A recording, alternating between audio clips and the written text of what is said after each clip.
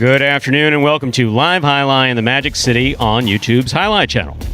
I'm Stu Nyman. I'm here with Andrew Bleckman, and we are pleased to welcome you to this Saturday afternoon performance.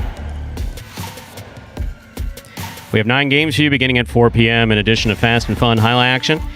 Each of this afternoon's games offers win, place, show, quinella, exacta, and trifecta wagers. In addition to these wagers, we have 2 pick 3s. We have an early pick 3 beginning in games 4, 5, and 6, a late pick 3 in games 7, 8, and 9. We have the Mighty Ocho wager. That's a pick 8 jackpot wager that begins in game number 1. To play the Mighty Ocho, you correctly pick the winners of games 1 through 8.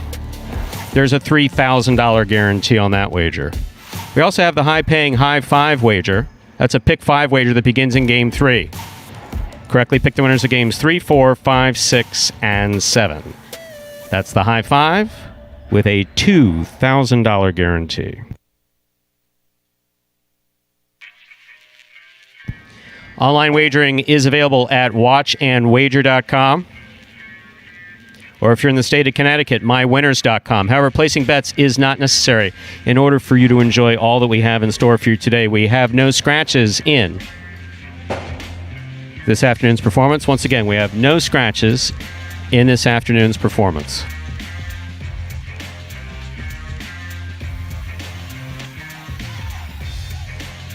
Yeah, that's all I got. Andrew, how are you? Doing well, Stu. We got a full day of Jai-Alai here on this Saturday. One of the last full days, if not the last one. I think this perhaps the last 4 and 8 p.m. session here, but should be in store for a pretty good one. This week is gone. Pretty much how a lot of the others is gone. Douglas and Ron leading atop the standings there. 8 wins for Douglas. That gives him 114 on the season, so he now holds a 24-game advantage over Ron, who's playing well this week. 5 wins, 6 places for him, so Douglas has been doing a lot of winning, and Ron been getting a lot of second-place finishes there, so those 2 guys leading the charge. Ben followed up a good week, 3 wins, 3 places, 3 shows for him. You got Jedden with 3 wins. Anderluck has picked up 3 wins. Outside of that, he's struggled to get on the board. And you got Bueno also with 3 wins. And then on the opposite side of that, who hasn't been playing particularly well, has yet to find the win column. Got a couple of guys. That's Diaz, Juice, Fred, and surprisingly enough, Carballo. Been in kind of a funk here for a couple of weeks now. Last 2 weeks for sure, so I'm sure he'll be eager to look to find that first win. Did he get one last week, Stu? I'll check the numbers. Didn't get one last week at all, so that's... No, you're not asking me. Didn't play in week 17 after that due to a foot injury there. So, yeah, last 2 weeks hasn't been able to get a win. So, you got to expect that, given his numbers, given his skills, that he's got to break through coming up pretty soon. And perhaps on this Saturday, 18 games for you all day.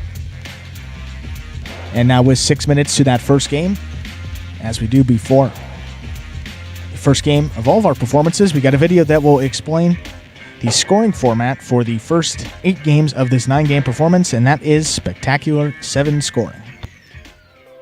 Spectacular 7 singles games are played with 8 players. Each player wears a different color jersey numbered 1 through 8 on the front. These numbers are traditionally referred to as post numbers. Post numbers are used to signify the order in which the athletes will play in a game. These numbers are also used for betting purposes. Don't be confused by the numbers on the back of our jerseys. Those are just for fun. Each game begins when the player in the post 1 red jersey serves to the player in the post 2 blue jersey. The served ball must land between the 4 and 7 lines marked on the court's side wall. If the ball lands between those lines, the serve is good and play continues until one of those 2 players wins that matchup. The player who loses the matchup exits the court and waits for his next turn at the end of the rotation. It's important to note that every game has 2 rounds. The first 7 matchups in a game make up round 1. Each matchup in round 1 is worth 1 point. Round 2 refers to all matchups that take place after the 7th and final matchup of round 1. The number of matchups in round 2 varies from game to game. And in round 2, each matchup is worth 2 points.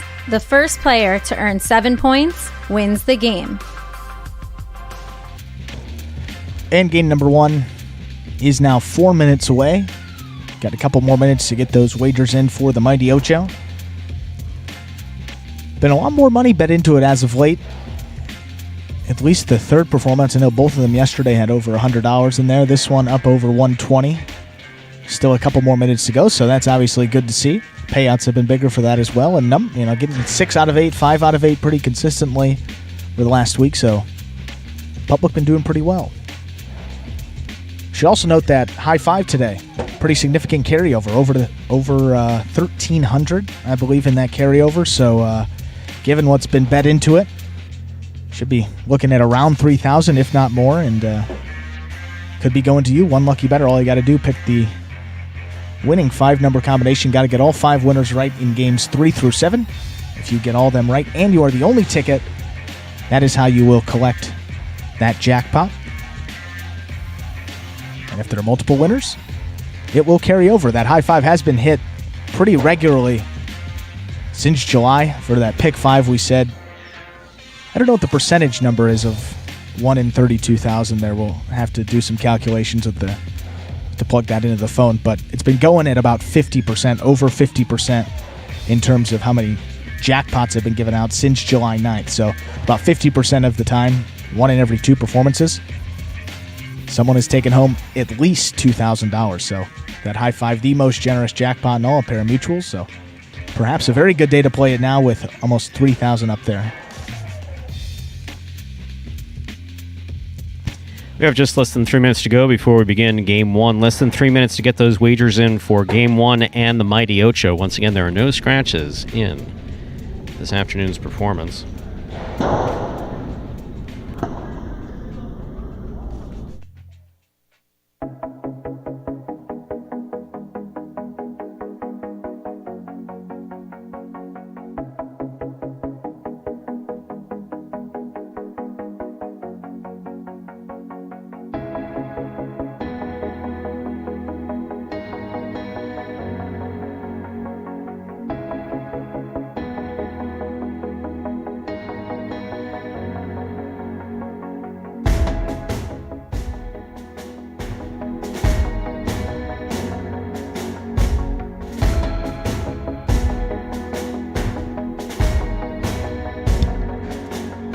Well, Stu, we got a long day here. We're going to perhaps make a pick here for game number 1. Prognosticate a little bit. Okay. Get the blood flowing here. You need to prognosticate in order to get blood flowing? That sounds like a vascular issue. I was going to say, we got the number here for 1-800. It was right on the keychain before, but ironically enough, it broke off.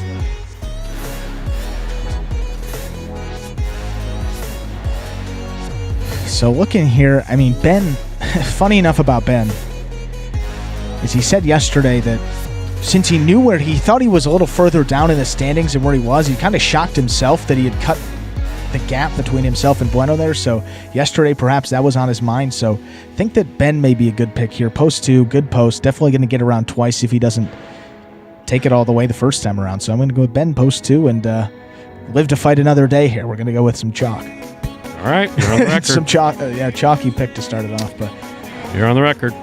You believe that Ben is going to win this first game. Obviously, good luck to Ben. Good luck to the rest of the players.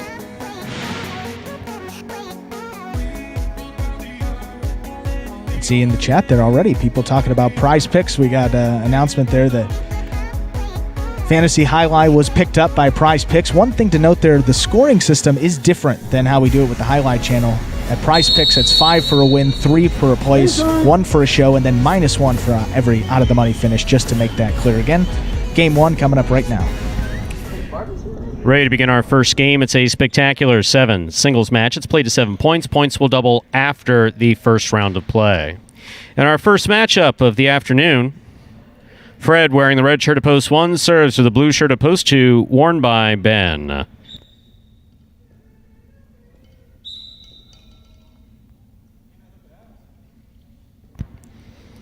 Fred serves. This Saturday matinee performance is now underway.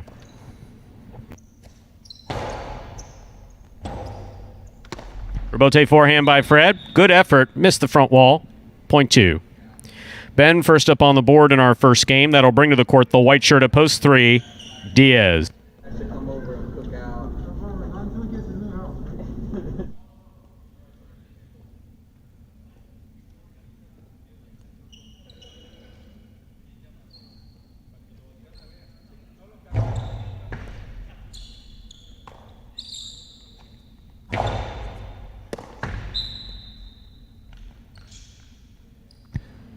Point 3.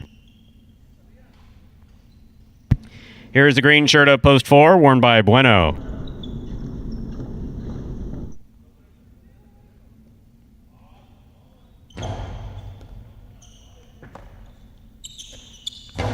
Strong backhand by Bueno. Rebote, swing and a miss, mid-court. Point 4. Black shirt of post 5, worn by El Barba. He receives.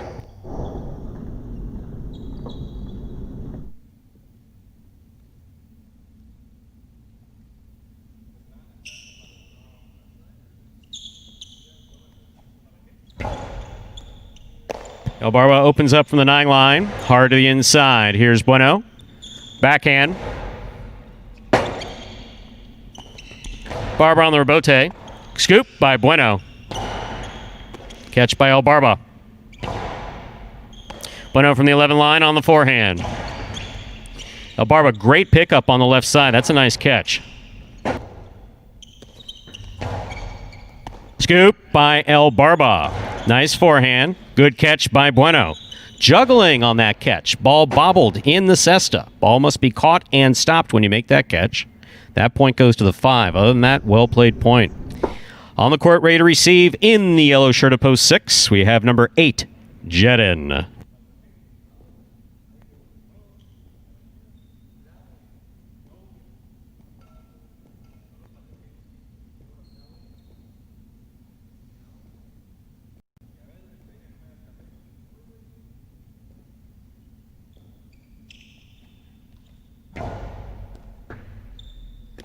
Jedin opens up on the forehand. Outside placement, just outside the court.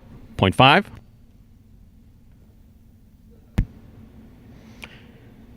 That'll bring to the court the pink shirt of post 7, Tennessee.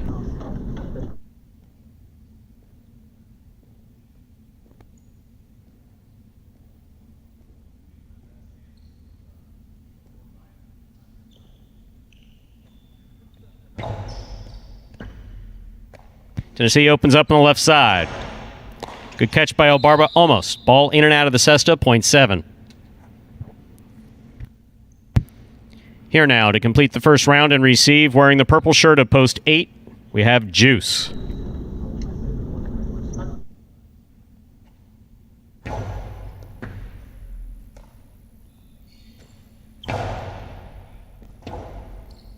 Rebote left side, it's a 2-all. Juice on the move, makes the catch. Carambola stopped on the forehand of Tennessee. Point 7.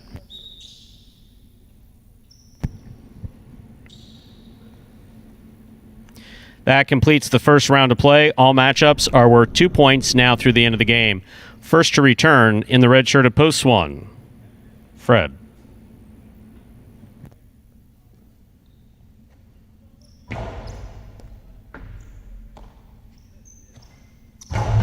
That hits the overhead screen, point 7. Tennessee's on the board with 4 points, serving to the returning 2 post. This matchup has Tennessee serving to Ben.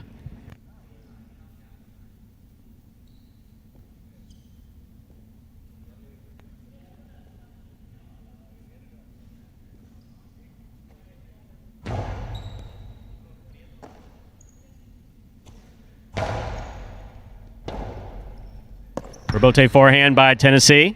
Catch by Ben. Picada by Ben, the big bounce. Forehand rebote by Tennessee. Here's Ben at the 9 line. Outside placement by Ben. Caught in the air by Tennessee. That's a good catch. Carambola return caught in the middle of the court by Ben. Tennessee scoops. Rebote left side by Ben. Catch by Tennessee. Ben on the rebote. That hit the overhead screen. Point 7. That gives Tennessee possible game point. On the court trying to stop him. The white shirt of post 3, Diaz.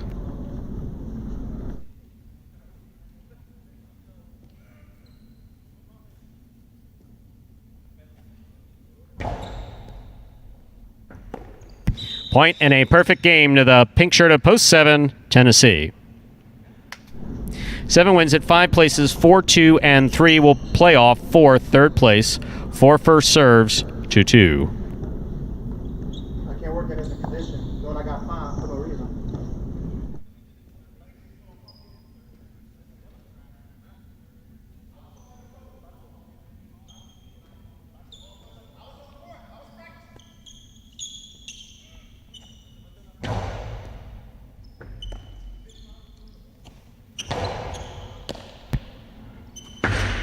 Karam, stopped by Ben.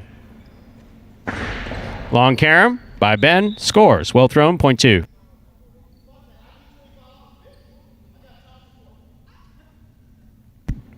2 on the board with 3 points. Here's post 3, Diaz.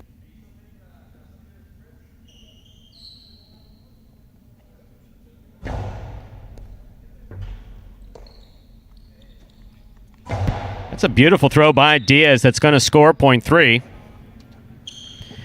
This is show point, 3 serves 2.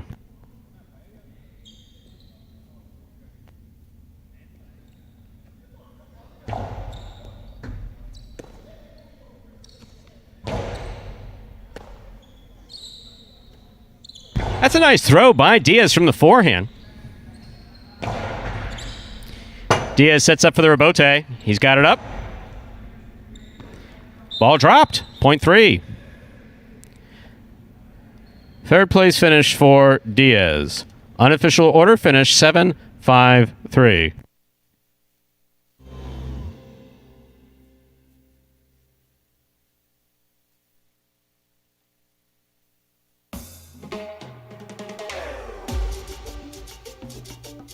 Results from Game 1 are official as posted. Coming in first, post 7, Tennessee. Taking second, post 5, El Barba. Coming in third, post 3, Diaz. 7-5-3 is the official order finish for our first game. Always like to see that good play in our first game. It makes me happy. Or some semblance thereof. I was going to say, it's pretty good there. Yeah, El Barba played well, showed some... say pretty well, then led right there to Tennessee, and then he ran it from there. A perfect game. Can't do much better than that. And look at these payoffs to start the afternoon off with. People weren't expecting that. Tough combo. Tough combo. I mean, a 7-5, 5-7, that's tough. So the $2 quinella 5-7, that's first and second in any order. Returning $60. The trifecta, 7-5-3, that's first, second, and third place finishing, $963. $2 wagered on 7 to win. Returns $12.40. Good play, good prices. What more could you ask for? Up next, Game 2, a spectacular 7 singles match. It's played to 7 points. Points double after the first round of play. Post time for Game 2 is 7 minutes away. Good luck.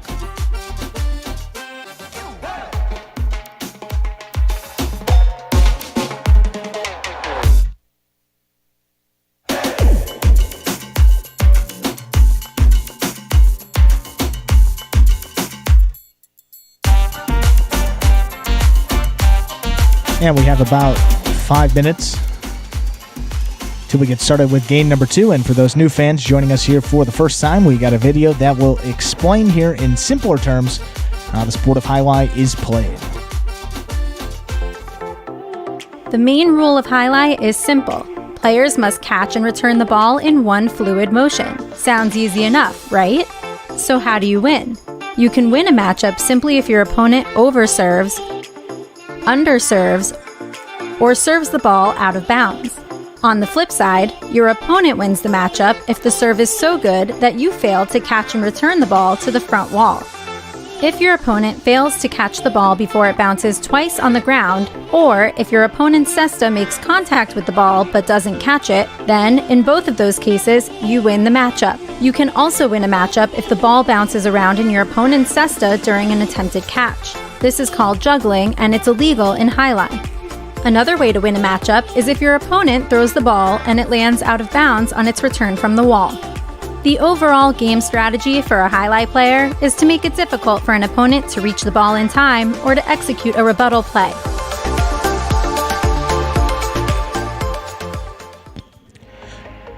Game number 2 now 4 minutes away, so off to a resounding start there with the pick of Ben. So this is it. That's right. That'd be tough. I mean, see those prices though, they got the blood flowing. I mean, you see those prices, you got a perfect game, so that's now everything's good. What is it with you and blood flow today? Yeah, I can recommend a good cardiologist, actually. Can you? Perhaps. Unfortunately, you, yeah. No, that's hopefully not. All right. Okay, for Game more blood 2. flow, you're going to pick who?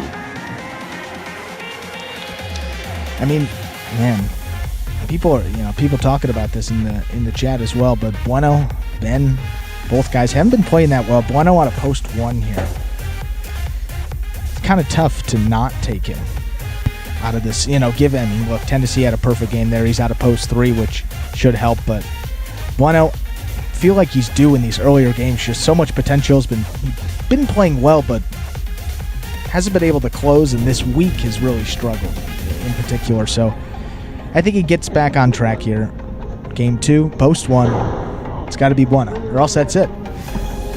No more prognostication. And then no more blood tomorrow. flow. And then then we're gonna have to go back. So, in the event of a life, in the need of saving a life, perhaps we can give a pick for you. No, just vasodilators. You'll be fine. Should you prognosticate or take meds? One or the other. Post time, 3 minutes away for Game 2. Game 2 is now just 3 minutes away. Jed with a little extra motivation here to try to win this second game. Sure. Well, numbers indicate he's not happy. No, not happy with being called out on being a little late to that practice and before the first game. Sure. Sorry, the rules are the rules, right? That 14 of them, right? I know. I think the public knows now how many rules there are. What is that? We have 14 rules. They haven't changed since year 1. A little adjustment here and there. So, Jen with a little extra motivation there. El Barba's playing great. Yeah, got it.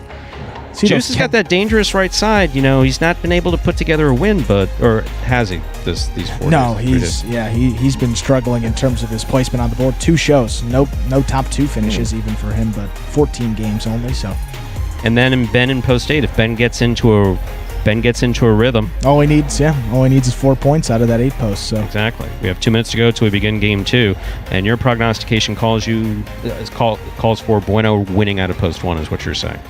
Just want to make sure you're on the right. Correct. We're going. I mean, look at these numbers for Bueno post 1. Sorry, not post 1. Game 2, 70 games played, 21 wins, 19 places, 8 shows. Yeah. Am I reading that right? No, that's definitely right. So that's what, 40? Don't you want my reading glasses? So that's 48 out of 70. So a little under 5 out of 7. I can't do that. I can't do the fraction percentage. I can't do that quickly, but yeah, 5 out of 7. So wasn't in the money in that last game. It's definitely over 50%. So you got to think that this game he's got to at least get on the board. So give him a couple chances playing out of the 1 post. That's the guy. Look at these try pools also. You notice that? Over 1,400, I thought, for that first game. 1,400 pool on a Saturday afternoon is always good to see. Beautiful. And for those of you gazing through the back wall who like information about what goes on behind the scenes, we have no behind the scenes here because we have a glass back wall. Yeah. That is Kubala getting We are taped really up. Transparent. Literally. Literally transparent. Yeah, that's important for the bettors. Yeah, sure. Less than a minute to go before game 2. That's not an injury, by the way. No. He just prefers to tape his wrist.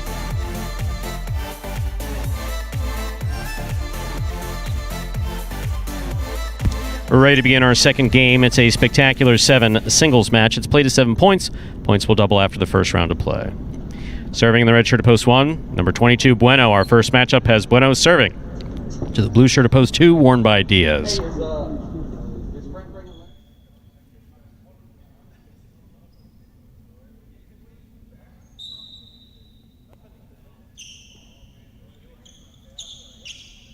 Bueno serves. Game 2 has begun. Catch by Bueno. Strong backhand. Rebote comes to the 6th line. Turn from the forehand of Diaz. That's a nice forehand rebote for Diaz. Point 1.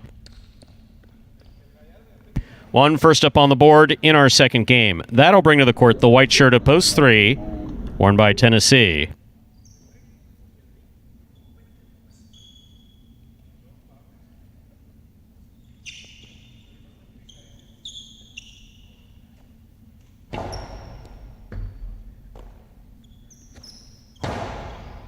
Bueno makes the catch. Strong backhand. Rebote left side. Tennessee hung in there well to make that rebote. Bueno winds up, throws the 2-all, cutting out to score. Beautiful. Well thrown, point 1. Throw the ball where your opponent's not. That's exactly what he did. Well thrown by Bueno. Brings us to our next point. Receiving, green shirt to post 4, Jedin.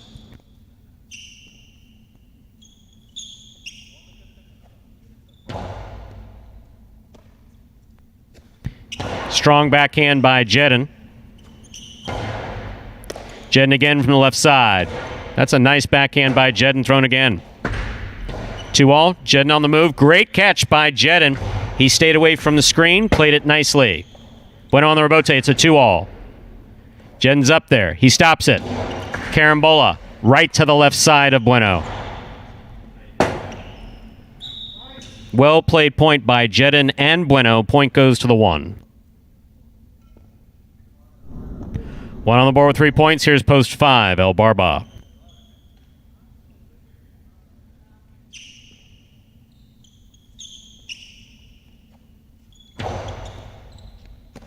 El Barba from the forehand at the 8 line. Good catch by Bueno. El Barba from the left side. 2-all. Just out of play. Point 1. That's 4 straight points for the red shirt at post 1, Bueno. Now receiving, yellow shirt at post 6. Worn by Juice.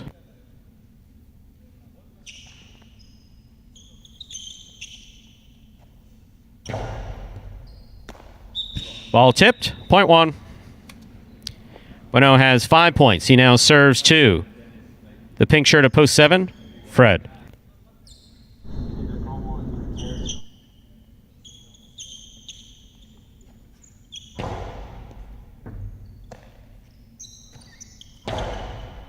Scoop, missed, point 7. It's a nice 5 straight points there for Bueno. Fred will take over the serve now. Here now to complete the first round and receive, wearing the purple shirt at post 8, Ben.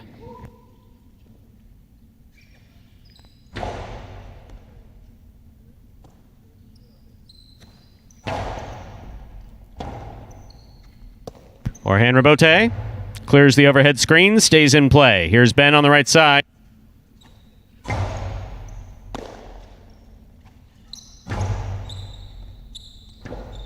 Ben looks for the rebote. Tough rebote. Big bounce to the inside. Here's Fred from the 9 line.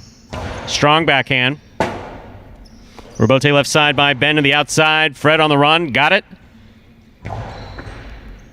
Ben reaching up. That's a tough catch. That ball had a lot of spin coming off the side wall. Good effort by Fred to try to make that catch. Well played by Ben and Fred. This point goes to the 8. That completes the first round of play. All matchups are worth 2 points now through the end of the game. First to return in the second round, the blue of post 2, Diaz.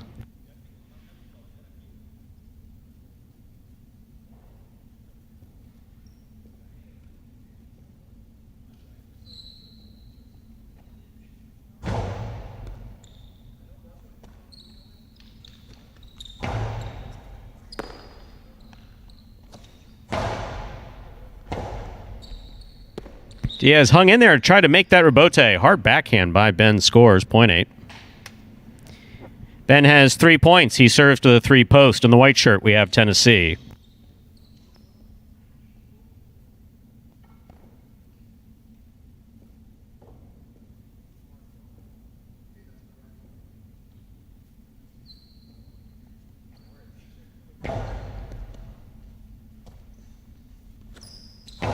Big backhand by Tennessee. Forehand rebote hooked over the top into the pad. Point 3. Here's post 4, Jedin.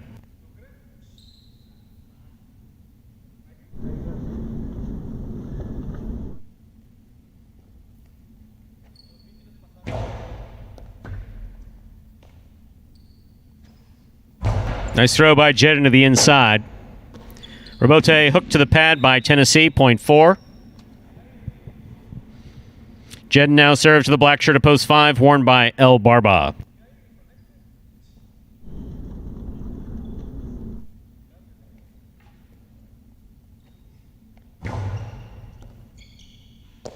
El Barba from the forehand. Jedden catches it in the air. El Barba makes a very difficult rebote save at the sidewall. Rebote forehand again. Clears the overhead screen. Big bounce. Jedden, excellent hustle from the back wall on the forehand. Good catch by El Barba. Hard throw to the inside. Jedden with a good catch.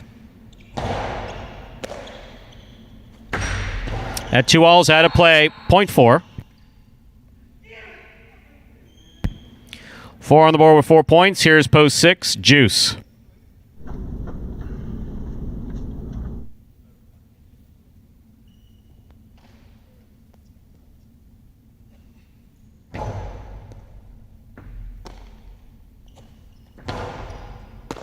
Good catch by Jedden. Hard backhand rebote coming all the way out. Point 4. Possible game point for post 4. Possible game point for post 1. Game cannot be played beyond 7 points. 4 serves to 1 for the game.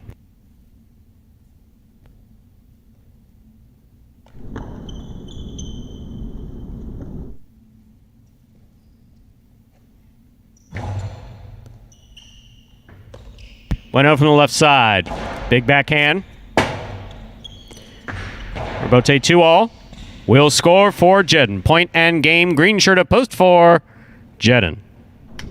Poppy, 1 places, 8 shows. Unofficial order finish 4-1-8.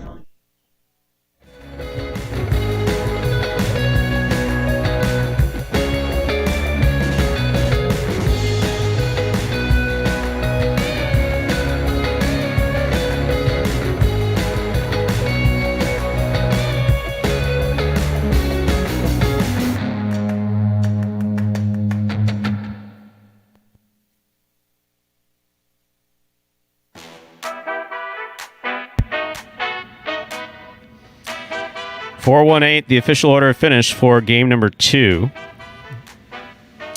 Your $2 Quinella, 1-4. That's first and second in any order. $31.60. Trifecta, 4-1-8, 145.20. Up next,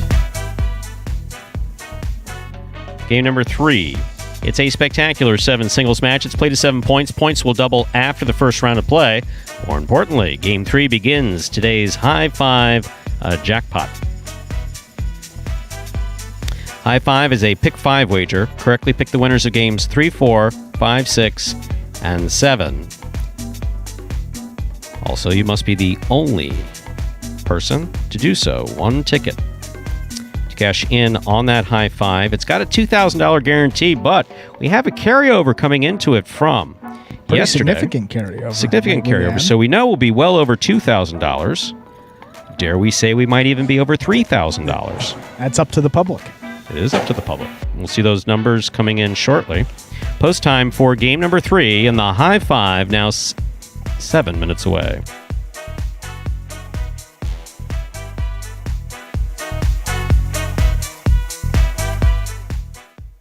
Imagine the perfect mixture of athletics, spectacle, and speed.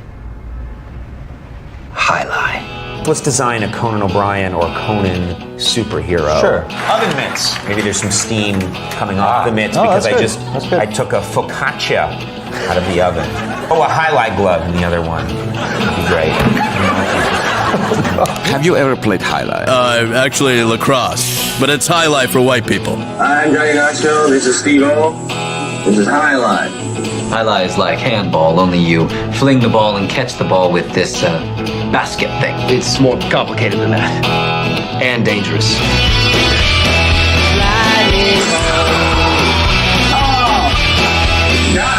It's got the same fingerprint as baseball, only better. A special stadium called a fronton. And you can sit real close, which is a thrill because the ball goes 175 miles an hour. I can serve this pelota almost 200 miles an hour. Big whoop, that little squishy. Jesus, is this made of limestone? It's a dangerous game, amigo. That's called a cesta. It's made of reeds from the Pyrenees. The ball is called a pelota. A lightning bolt.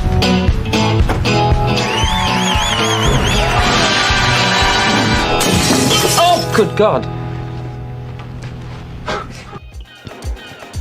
And game number 3 in the start of that high five is now just 7 minutes away. And just for the record, so folks know, the prognostication rule that we established was, Yeah. I don't prognosticate, you would like to. And you do. Sure. So, Well, you try. you come up with a pick. If it doesn't come in, you get one more. If that pick doesn't come in, you're done. That's it. So you're done. Got enough blood flow. Seeing a over $900 trifecta. Yeah. That's what you to say. That did it. But It's all right. You'll have We're done another, for the day. you'll Yeah, have we- another chance at 8 o'clock. we got 2 performances today. That's right. We'll see what happens. Luck can turn here. We got a long day. You need to make sure your blood keeps low. Yeah. I don't know. We'll have to get some of that Beyond Meat from Ben, right? Yeah. We'll keep it. Beyond Meat, aspirin, Lipitor, you'll be fine. Well, now 6 minutes away from that high five. A couple minutes to get those bets in. Correctly pick the winners of games 3 through 7. If you get all 5 winners correct and you are the only ticket, that's how you take home the jackpot, which plus that over $1,300 in the carryover. So right now it's right around 2,000, so perhaps some late additions there would bring it closer to 3,000, but should be over 2,000, of course, for this performance. And for those of you that joined us yesterday, you heard the big announcement, but along with the Jai-Alai Channel's free-to-play Fantasy Jai-Alai, we're excited to announce again that Fantasy Jai-Alai has been picked up by one of the major players in fantasy sports, and that is PrizePicks.com. PrizePicks offers a unique fantasy sports platform that is a totally different experience from our weekly fantasy drafts. PrizePicks allows you to bet on individual players and mix and match amongst a variety of sports. So for a limited time, we're offering special incentives to our fans, you at home. Go to prizepicks.com and use the referral code HI, that's J-A-I, as in Jai-Alai, when you sign up, and you'll receive a 25% bonus match in your first deposit, plus a free entry that could win you $50, a free 3-player pick entry that'll win you up to $50. And then here's Stu. As I said, that's not all. Send us a picture of your computer or phone screen as proof that you use the referral code HI at sign up, and you will qualify for a double cash prize if you win a week of the Jai-Alai Channel's Fantasy Jai-Alai in the 2020 season through the end of this season, or next season, that's 2021. It's as simple as that. Just sign up at prizepicks.com. Again, use the referral code HI when you sign up. And just for clarity here, make sure you take a picture of that sign-up page where we can actually see the referral code field with the word HI typed in. So that's a screen before you click submit. You got to see your name, the email, and you got to see you put in the code HI. Send a picture of that to info@thejai-alai-channel.com, and you will automatically qualify to get the cash prize when you win a week of our Fantasy Jai-Alai. That's the one that me, the commissioner, run that one, and that's through the Jai-Alai Channel. Plus, of course, you get that 25% bonus deposit match and a free entry to get you started on Prize Picks. So it's a win-win. Sign up at prizepicks.com. That's Prize Picks, P-I-C-K-S, both words, just how you think they'd spell them, .com today. And Does it actually have my name in that text? Because I heard my name. It doesn't. It doesn't. I just like to. I like to include you. I don't want to make you feel excluded at all. I know you're not. You won't. I will not be. I won't be offended. Please don't get me involved. Yeah. Wait a second. Do my eyes deceive me, or do I see $2,809 in that high five? I was gonna say the blood flow was. Yeah, that kind of took it away when I saw the 800 there. But we're back up nearly 3,000. So you got to take out that 20%. See, that's the key. So. If you got about 3,000, 20% be 2,400 plus 1,300. Yeah, we're going to be right closer to 3,500, and see if there's an even later jump. Could be closer to 4,000, but definitely over 3,000. Once again, you got 2 minutes to get those high five bets in. To play the high five, you correctly pick the winners of games 3, 4, 5, 6, and 7. Once again, it's guaranteed at $2,000, but that doesn't come into it now because we're well over $3,000, on our way to $4,000 in the high five. Always good to see people taking advantage of that. Would hate to say, yeah, it's going to be close to 3,000, then 800 comes in, and we're right at about the 2,000 mark, but the public backed us up here. Absolutely. 2 minutes to go. 2 minutes for placing all wagers in Game 3 in the high five, both now just 2 minutes away. And I know we don't keep trifecta stats here, obviously, not you or I. You're about to get 5 texts. But I got to think for Game 3, I mean, over 1,500 is it's a nice gotta be the highest. pool. Now we're up over 1,600, approaching 17. That's definitely a nice trifecta pool. Yeah, these tries are all getting up there. Look at the Quinellas and Exactas are approaching 200. Some action in the win pools. I just that envisioned makes you someone like smile, chiming right? in saying, "Oh, that's a terrible pool. That's nothing like back in the night. Yeah, I know, back in the 70s, Sure. 80s, right." But I personally have been watching trifecta pools go down and down and down and down and down since a great '91. point. So I am very happy to see We've reversed the trend. A $1,700 and 21 trifecta pool in the third game at Magic City. That's a big word. Doable. It is a doable pool. Yes. Bettable. Very bettable now. Absolutely. Yeah, and that was, I think we started last year, though, when I began year 2. I mean, we were seeing under 1,000, so this is double what we were seeing pretty consistently last season, and it's been increasing steadily throughout the year, and this is pretty great to see. The play gets steadily better. Steadily better. Yeah, maybe not as fast as other people like to see. Some guys not improving maybe even quickly as I would like to see. But pool's getting better. Wagers getting better. Attention getting better. Overall Views, positive. 100 people at this juncture. What do you say we begin Game 3? Let's get into it. This is our third game. It's a spectacular 7 singles match. It's played to 7 points. Points will double after the first round of play. Game 3 begins the high five. Serving now in the red shirt of post 1, we have Jedden. Receiving in the blue of post 2, Juice.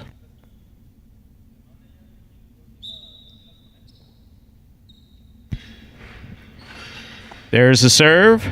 We begin.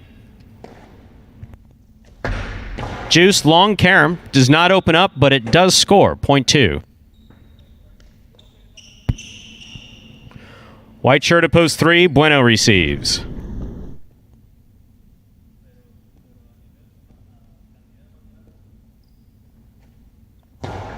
Just going for the hard serve. He gets it in the box. Here's Bueno from the forehand.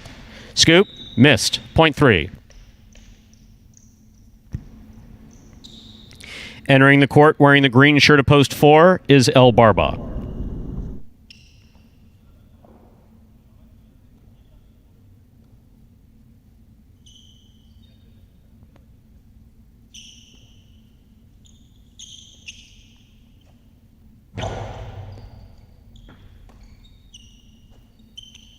El Barba on the backhand. Here's Bueno. Catch on the forehand of El Barba. Low and hard. Caught by Bueno. Rebote left side. Scores. Point 4. That'll bring to the court the black shirt of post 5, worn by Diaz.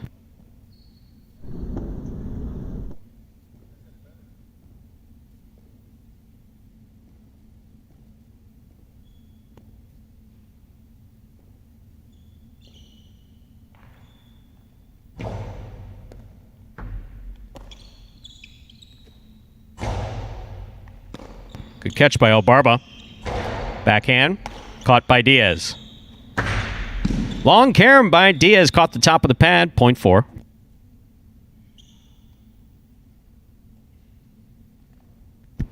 El Barba's on the board with 2 points. In our next matchup, El Barba serves Tennessee, wearing the yellow shirt of post 6.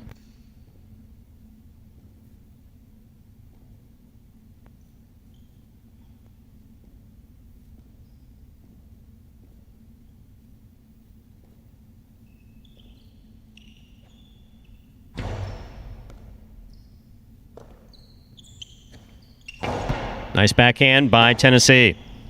Good rebote by El Barba. Catch by Tennessee. El Barba moves into place, makes a nice backhand.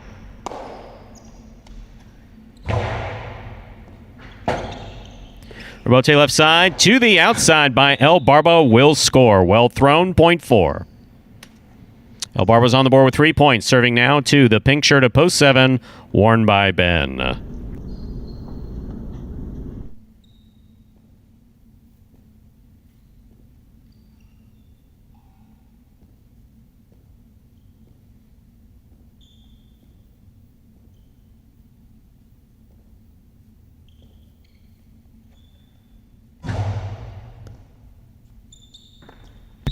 Good serve by El Barba, crossing the sidewall at the 11 line, dropping down and scoring, point 4. 4 on the board with 4 points. Here now to complete the first round and receive. Wearing the purple shirt to post 8, Fred.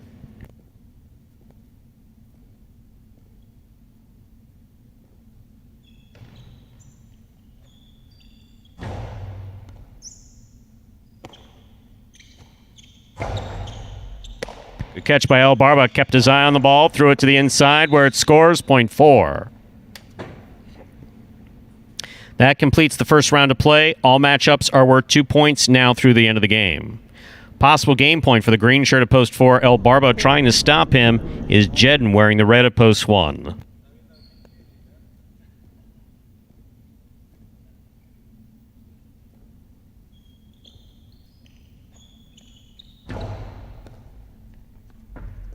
Point and a perfect game, ladies and gentlemen, for the green shirt of post 4, El Barba. 4 wins it, 2 serves to 3. This is a playoff for second and third place.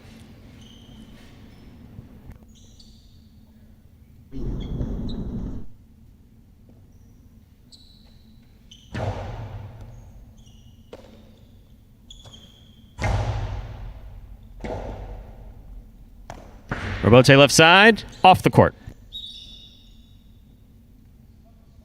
Point and place to post 3, 2 shows. Unofficial order finish. 4, 3, 2. We'll have your prices up in a moment.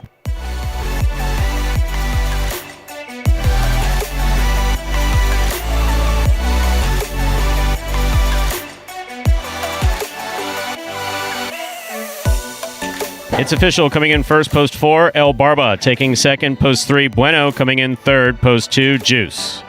4, 3, 2, the official order finish for Game 3. And we'll have your prices up there in just a moment. Good to see El Barba running a perfect game. That's nice. Yeah, that slow serve is kind of his patented thing. He's been doing that since year 1, sometimes lobs it up there, and we talked about the slow death, and especially when it's right along that sidewall. He got Jedden and Ben, 2 of the toughest guys in that game, with just serves that were slow right along that sidewall. Tough plays to make. But slow death. Many, many years ago, there was a backcourter. It was a fantastic amateur backcourter and an okay professional. The oldest replacement player in Palm Beach by the name of Harvey in the backcourt. Used to throw the Harvey floater. Would play floater? Old school highlight, quick release, throw it right back to the sidewall, just slow death coming down the sidewall. Won a lot of points that way. Also happened to be my father. $2 Quinella 3-4, that's $34.40. The trifecta 4-3-2, $217.20. Now, $2 wagered on 4 to win returns $29. El Barba, sometimes the guy that people love to hate, still returning $30 on a $2 wager. Always good prices. To see. Yeah, don't hate those at all. First number in today's high five, number 4. Up next, ladies and gentlemen, is our 4th game. It's a spectacular 7 singles match. It's played to 7 points. Points will double after the first round of play. Game 4 begins the early pick 3. That's right, we now have 2 pick 3s. We have an early pick 3 and a late pick 3.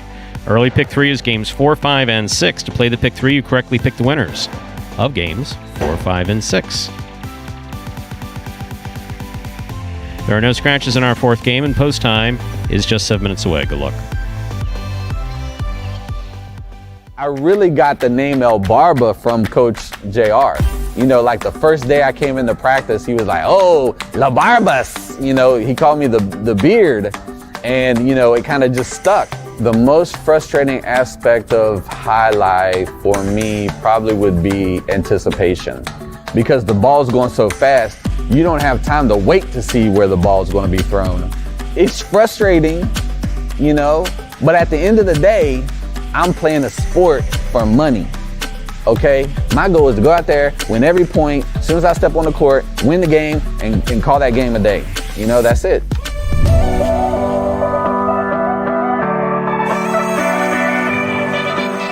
Outside placement from Poole. Massier goes back for the rebote, diving, and that's a 2-ball, and lands just in. That will score.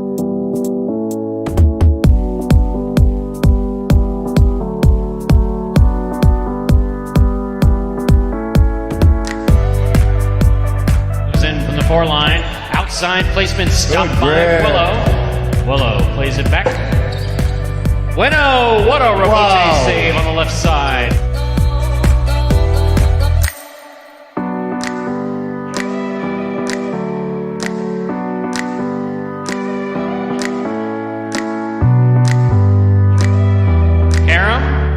Stopped on the forehand of Jin.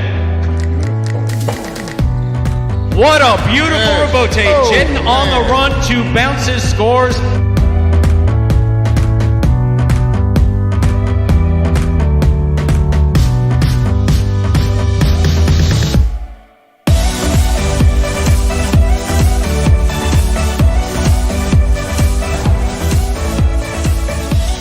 Back to the inside, Carballo goes. Douglas with the blind save. Just lobbed it up under his arm.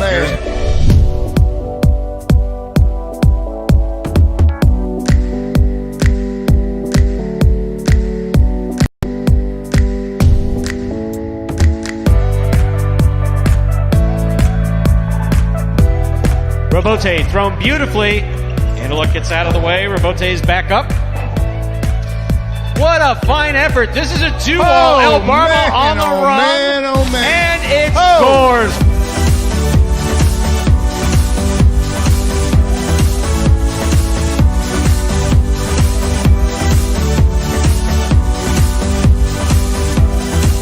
Carballo picks the serve. Here's the reverse.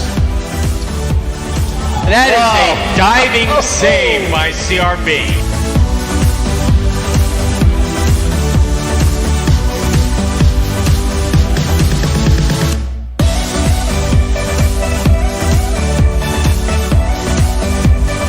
Somehow gets rid of it in time without holding it. Here's Anderluck.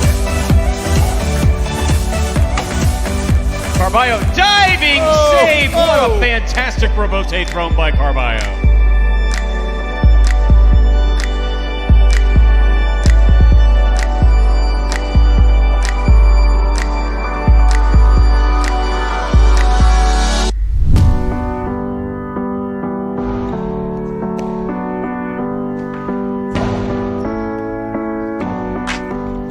Diving save, it's up, it's in, it's scored. That's why you never give up.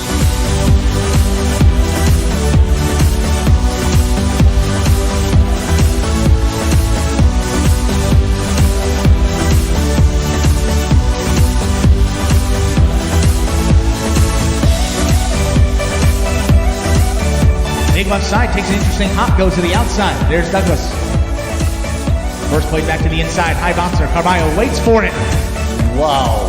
Unbelievable rebote save.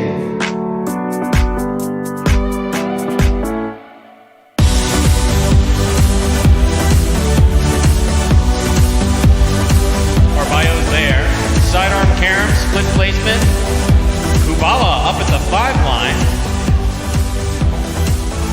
Willow. That's in play. That is absolutely in play.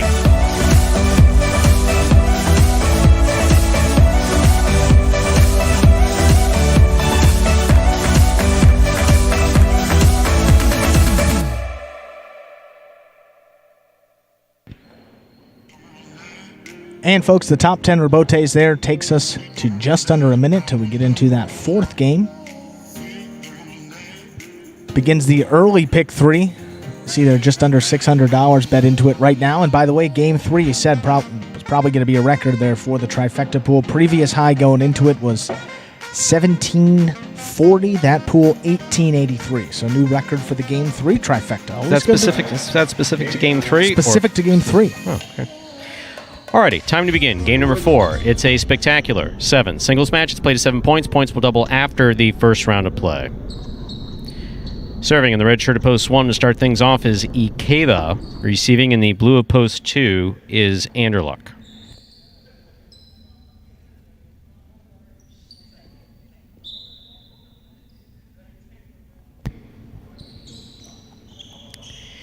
Ikeda serves. Game 4 begins. It's a powerful forehand by Anderluck. Will score. Point 2. 2 first up on the board in our 4th game. That'll bring to the court the white shirt of post 3, Tennessee.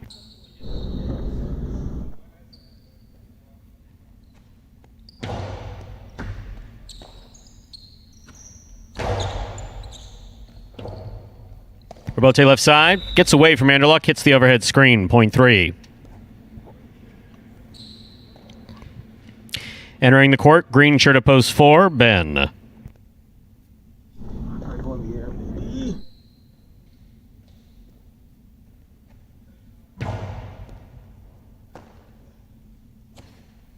Big backhand by Ben, beautifully thrown. Tennessee missed the rebote, lost track of where that front wall was, threw it into the pad, point 4. Now receiving in the black shirt of post 5, we have Bragley.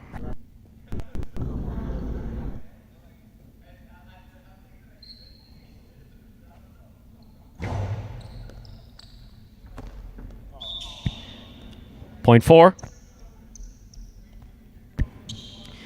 Entering the court, yellow shirt of post 6, Jedin.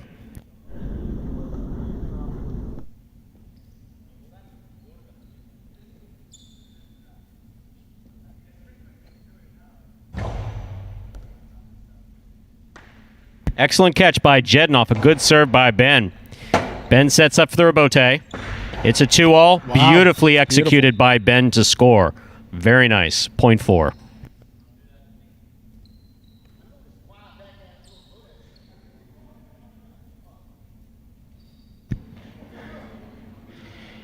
Ben, what are you doing? Leave poor Jedin alone. Okay. Post 7, the pink shirt receives.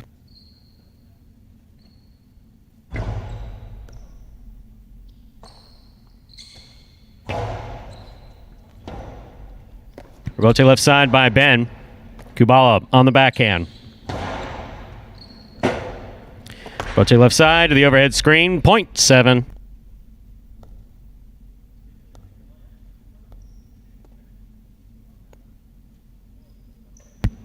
Here now to complete the first round and receive, wearing the purple shirt of post 8, Carballo.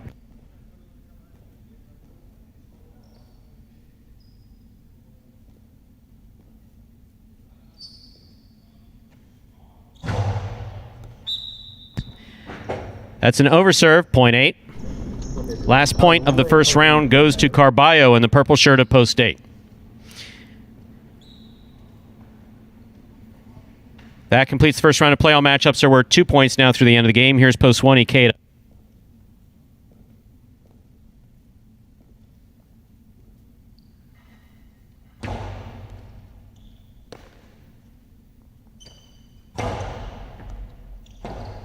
Carballo for the forehand rebote. He makes the save. Here's Ikeda at the 9 line. Catch by Carballo. Hard to the inside he goes on the wall. Good catch by Ikeda. Carballo, forehand rebote. Ikeda from the 9 line. Rebote thrown hard to the inside beautifully by Carballo. Rebote escapes to the outer screen, point 8. Carballo's on the board with 3 points. He now serves the returning 2-post, Anderluck.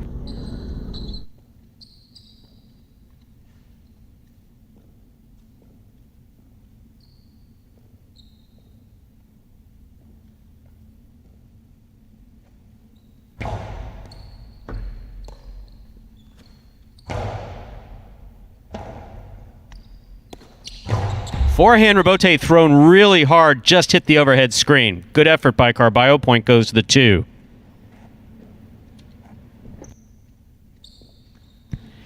Anderluck's on the board with 3 points. He now serves to the returning 3-post, Tennessee.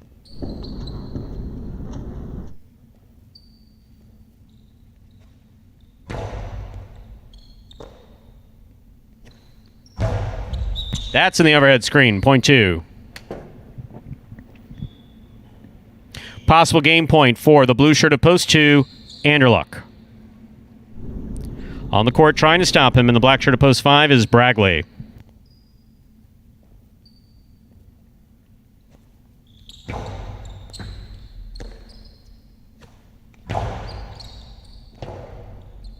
Robote forehand is saved by Anderluck. Here's Bragley from the 9 line. Karam does not open up. Anderluck stops it on the forehand. Rifles the forehand inside to score. Point and game. Blue shirt of post 2, Anderluck. 2 wins it. 4 serves to 8. This is for Place and Show.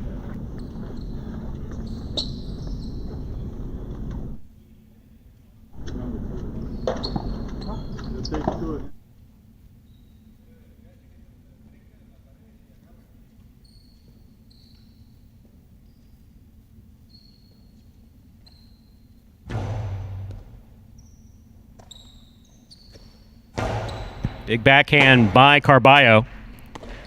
2-all Robote. Stopped by Carballo and a beautiful catch. Hard throw. Ben read it nice, but that will score. Second place finish for Carballo. Ben shows. Unofficial order finish 2-8-4.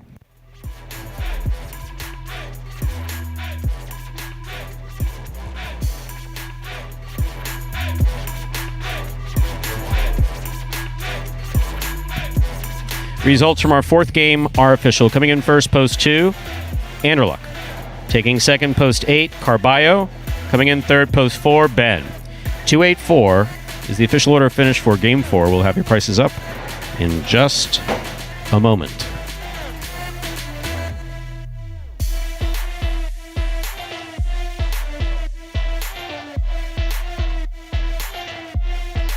Although just a couple of points there, looked like a different Carballo we're seeing out there today, just playing much simpler high line, not doing any of the crazy stuff, just looked more concentrated when he was going to the ball, and just seemed to play a lot more smooth out there. We had a nice conversation before the performance and just talked about focus, specifically focus. That, look, I said, look, the last couple of days you've looked just kind of spacey out there. You're stabbing at balls that, you know, how about just trying to catch it? If you don't have a clean catch, almost everything on this court comes out. Go for the Robote, but just try to concentrate and get some points on the board. So, we'll see. 4th game, $2 Quinella, 2-8.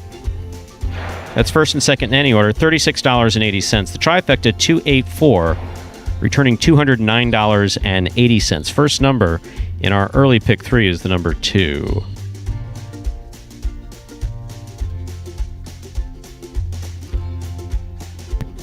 Up next, ladies and gentlemen, is our 5th game. It's a spectacular 7 singles match. It's played to 7 points. Points will double after the first round of play. Game 5 provides the second number in our pick 3. Post time for Game 5, 7 minutes away. Good luck.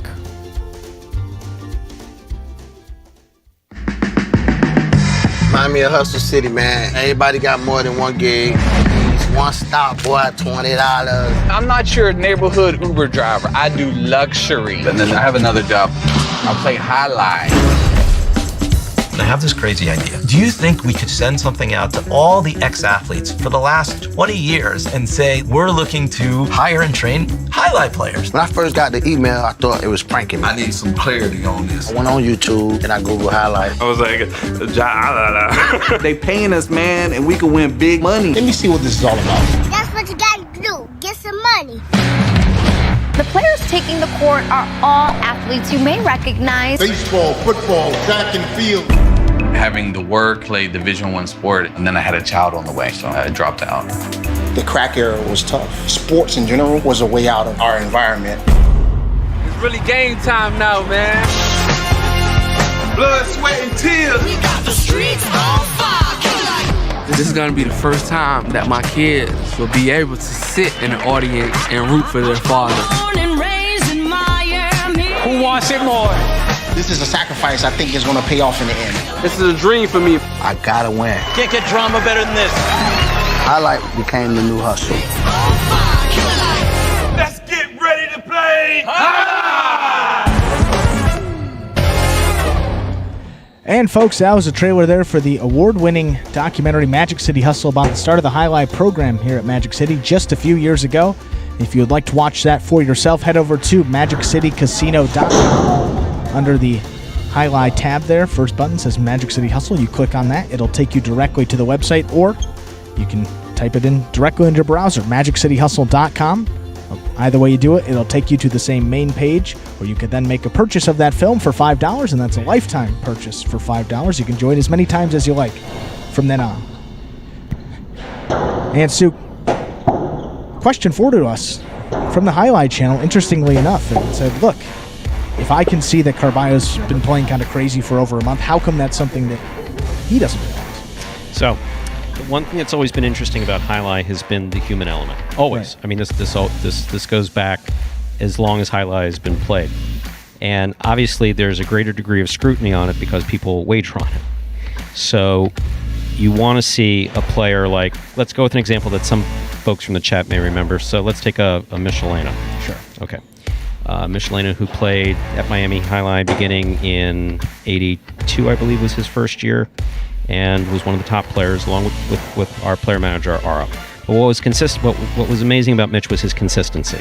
Right. It was the same effort, every ball, every play, and then the balls take their funny bounces. One that, someone who never throws a good 2-ball throws a great 2-ball and he loses a point or something like that. So that's always been part of what goes on with Jai-Alai. But it's like me. I was off 2 days ago. Still a bit off. Sure. And yeah, I would not have wanted to play Jai-Alai. So you can never know what's going on in someone's head. And these guys don't have years and years of practice under their belt. They've got a couple years of practice under their belt, but they all have lives outside of here. The kind of general malaise that's going through the country in general. Everybody's got different stressors and different focus, and right. Carballo in particular will tend to draw some frustration because he has tremendous skills, natural skills, that have become gradually more apparent since the first year. But if he's got an internal distraction, we could talk. It's like, hey, you look distracted. What's up? He doesn't want to talk about it. He doesn't want to talk about it. I can't force him to talk about it. But how we try to manage around that is, hey, you look distracted. You've looked distracted for a couple days. You're doing things that you probably shouldn't do. You're stabbing at balls like I mentioned earlier. So just today, I just had an honest conversation. Whatever's going on outside of here, let's set it aside for the next 2.5 hours. I want you to look at me through the front wall when you step on the court so that you focus. That's it. They're little psychological techniques that you employ. That we've done it. I did it in a psychiatric hospital when I worked there. This little thing. Sometimes you can tap someone in a particular position on the shoulder just to get them to focus before you need them to do something, or for the psychiatric patient to have them engaged in self-control or whatever it is. Just something to focus on what you need to focus on. So I just had this little conversation with Carballo beforehand. I'm not the Carballo whisperer. Yeah. But right. Let's just see. Look, you can do this. You can catch these balls. So how about we focus on it? And sometimes people just need that. They just need that reminder. Yeah. They really do just need that reminder. So that's specifically what's going on. Now, why Carballo can't necessarily see it himself, I don't know. Now, if I did know if there was an issue going on in his personal life, I obviously wouldn't discuss it here. But we all have stuff going on. Right. So, we're ready to begin game number 5. It's a spectacular 7 singles match. It's played to 7 points. Points double after the first round of play. Serving in the red shirt at post 1 is Ikeda. Receiving in the blue at post 2 is Anderluck.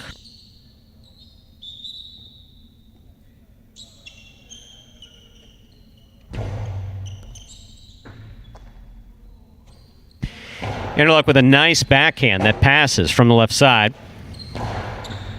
Anderluck from the 8 line. Hard backhand. Point 2. Anderluck's first up on the board in our 5th game. That'll bring to the court the red shirt at post 1, Ikeda.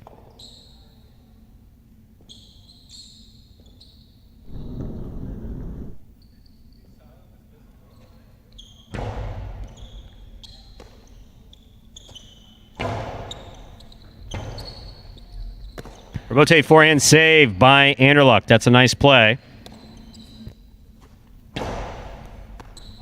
Ball tipped at the 10 line, point 3. Here's the green shirt at post 4. In this matchup, Bueno serves to Kubala.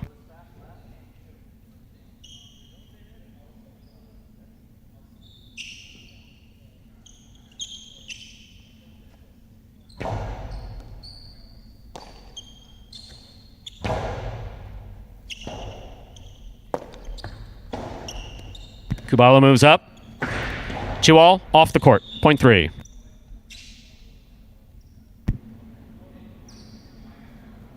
In this matchup, Bueno will serve to the black shirt of post 5, worn by Ron.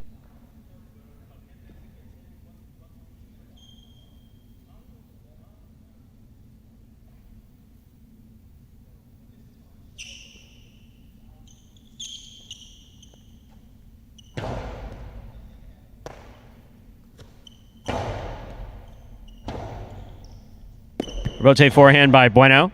Ron makes the catch. Ball tipped, point 5. Receiving, the yellow shirt of post 6, Douglas.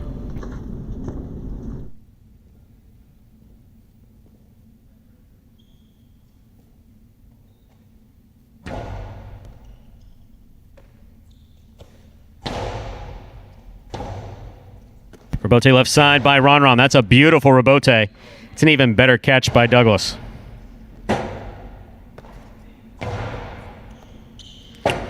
Douglas takes the forehand rebote, passes it from the right side at the 10 line. Rebote left side, clears the overhead screen, nicely played to the inside. Beautiful forehand rebote by Ron. Douglas, powerful forehand rebote. Ron sets for the rebote. Catch by Douglas, he winds up, back to the inside. Ron went for the scoop, missed it, point 6. That was a really well-played point by Douglas and Ron. That'll bring to the court the pink shirt of post 7, Bragley.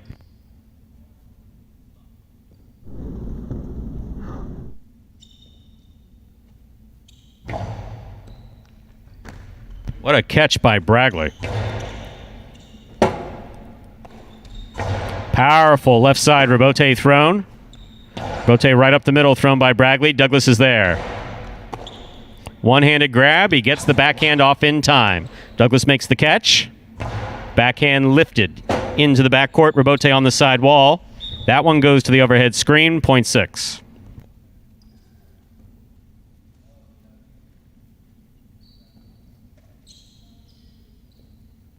Here's the purple shirt of post 8, worn by Carballo.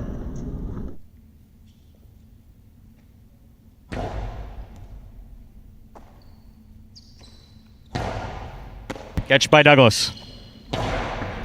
Scoop by Carballo. Carballo goes deep from the left side. Rebote comes low. Douglas makes the save. Here's Carballo from the 7 line. Hard throw to the inside, scooped up by Douglas. Reverse 2-all caught in the air by Carballo. Carballo blasts the cortada. Douglas stops it. Forehand rebote played beautifully by Carballo to pass. Rebote left side, it's a 2-all. That hits the pad, point 8. Another well-played point here by Douglas. Point to Carballo.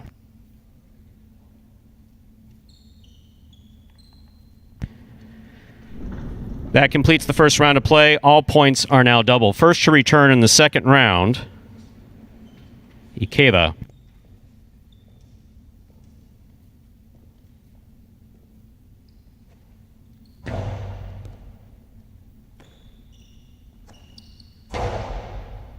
Carballo from the forehand.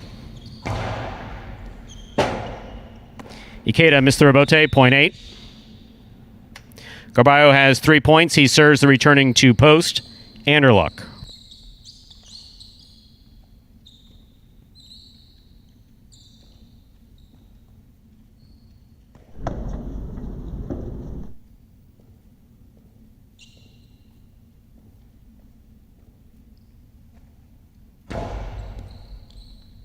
Anderluck with a reach makes the catch. Good catch by Carballo. Hard throw to the inside. Catch by Anderluck. Carballo from the left side winds up. Back to the inside, right up the wall. Arrimada. That is a beautiful rebote save by Anderluck. Tejada. Anderluck got to it. Carballo follows that ball carefully, makes the catch right. Jesus Christ.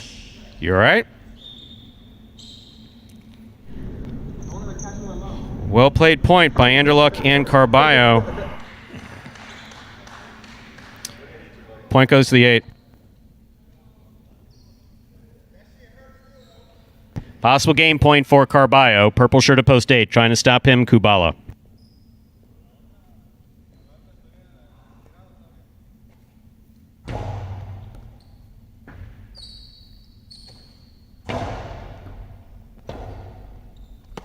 Strong forehand, Robote.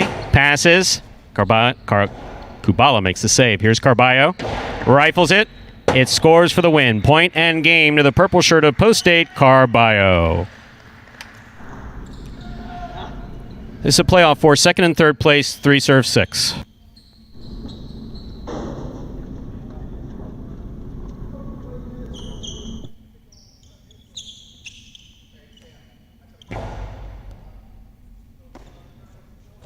Douglas on the backhand.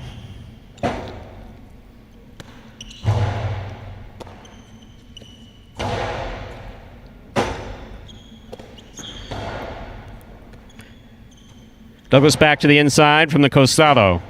Rebote forehand by Bueno. Douglas makes the catch. Backhand goes deep. Rebote is coming out. Rebote forehand by Bueno. Catch by Douglas.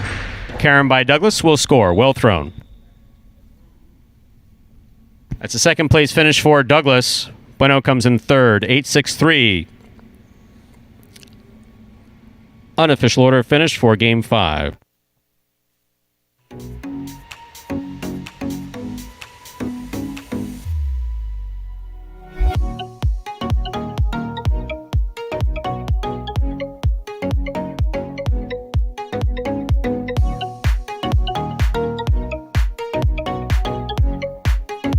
Results from Game 5 are official. Coming in first, post 8, Carballo taking second, post 6. Douglas coming in third, post 3, Bueno. 8-6-3 is the official order of finish for our 5th game.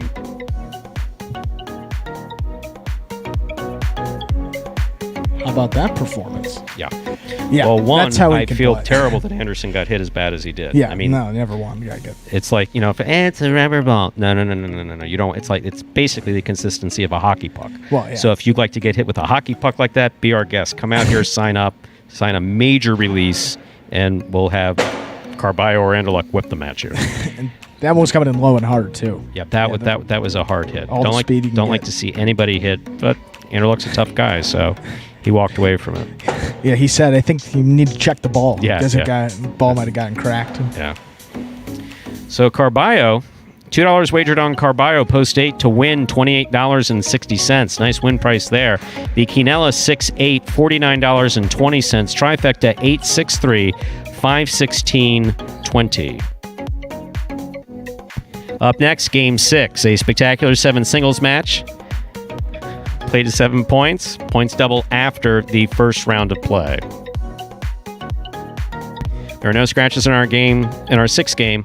It will close out the early pick 3.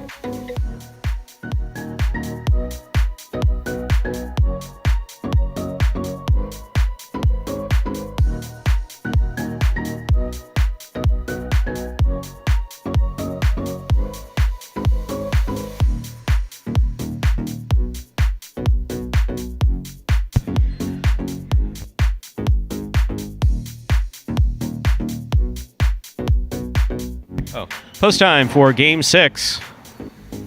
6 minutes away. My goal going into this season is probably just playing a little bit more calmer, and also another thing I want to work on is not beating myself. Just do simple better. Just catch the ball, throw the ball one more time than my opponent, and don't make any unforced errors. I have a mantra that I tell myself all the time where if you're not getting better, you're getting worse. That's literally what it comes down to. Honestly, my favorite thing about Jai-Alai is just the speed of the sport. My intensity, on a scale of 1 to 10, I think it's about 2,000. And that's Carballo there, getting back in the win column for the first time since, hard to believe, week 15. Didn't win a game in week 16, played in limited action, didn't missed all of Week 17 with an injury. Didn't win a game last week, Week 18. First win of this week. For Carballo, that's number 41 for him on the season. He's fallen all the way back to 11th overall. A lot of guys have been in the middle of the pack, have been playing pretty well and getting a majority of those wins, but hard to believe since Week 15, that's the first time you've seen that Carballo video there for his win. Nicely done, and it seems that, at least for the moment, you are the Carballo whisperer. No, Carballo's focusing is all it is. It really, unparalleled. I mean, there's no magic to it. It's really just a question of seeing someone who's distracted. Look, there have been, and I mean this respectfully. I don't mean this disrespectfully. There have been head cases in highlight always. Players that have probably every sport. Yeah. I mean, you don't have to limit it to highlight. You know, So, but by head case, you don't mean that they're all nuts. No. Yeah. You just mean that whatever's going on between their ears doesn't always match up with their abilities in the game that they're playing, and that's definitely been a case in highlight. And you don't like to see anybody doing this and not enjoying it, obviously. Absolutely. Would I like everybody to be happy and peaceful? And yes, absolutely. So the key with Carballo is look, you've seen it since the first year, whether you think it's the baseball back, whatever it is. Carballo has had all the highlight potential in the world. He just has. Yeah. And obviously going into year 2, Douglas took away that thunder. That didn't make Carballo any less skillful. It didn't limit the ceiling. I mean, the ceiling's still there. Yeah. No, the ceiling is wide open for Carballo. The ceiling's wide open for Douglas. Other guys, a little bit more limitation, either based on their age when they picked up highlight or whatever it is. And look, we see the same highlight that you watch, when you're watching on YouTube or you're watching at an OTB facility or you're watching on your phone, wherever you happen to be watching. And we see the same thing you do. So when you see players with that potential, you want them to realize the potential. You want to create an environment in which they feel that they can realize that potential. Yeah. We obviously have to enforce our 14 rules. And if he screws up or does something stupid or he has a temper tantrum like he did in the cage the other day, it's going to cost him money, but it doesn't mean that he's not going to play good highlight. Yeah. Just refocus on the highlight. And looked like he certainly did that back of the win column, and that's great to see. Now with 2 minutes, about 3 minutes actually, until that 6th game. For those new fans who may be joining us a little later in the program that missed this explanation video at the start, here it is again to explain in simpler terms how highlight is played. The main rule of highlight is simple. Players must catch and return the ball in one fluid motion. Sounds easy enough, right? So how do you win? You can win a matchup simply if your opponent overserves, underserves, or serves the ball out of bounds. On the flip side, your opponent wins the matchup if the serve is so good that you fail to catch and return the ball to the front wall. If your opponent fails to catch the ball before it bounces twice on the ground, or if your opponent's cesta makes contact with the ball but doesn't catch it, then in both of those cases, you win the matchup. You can also win a matchup if the ball bounces around in your opponent's cesta during an attempted catch. This is called juggling, and it's illegal in highlight. Another way to win a matchup is if your opponent throws the ball and it lands out of bounds on its return from the wall. The overall game strategy for a highlight player is to make it difficult for an opponent to reach the ball in time or to execute a rebuttal play.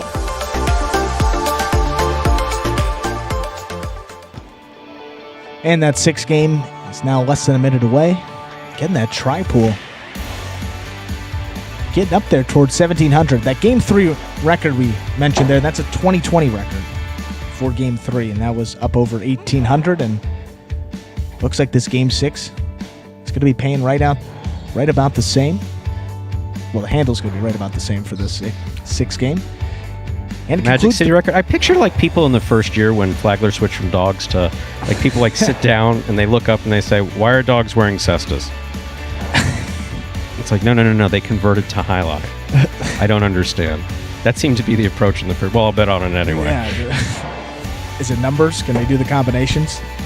They don't run in a circle? No, they don't run in a circle with the cesta. No, they play highlight. Well, maybe some guys. Yes.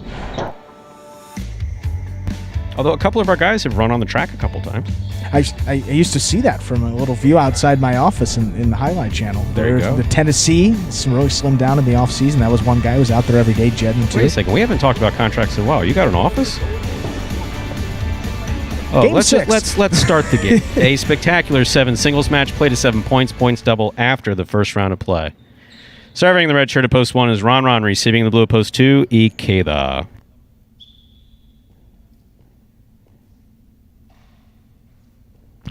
Ron Ron serves. Game 6 begins. Nice backhand by Ikeda. Good catch by Ron Ron.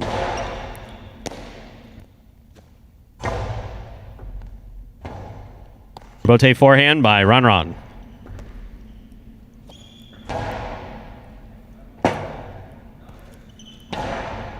Catch by Ikeda.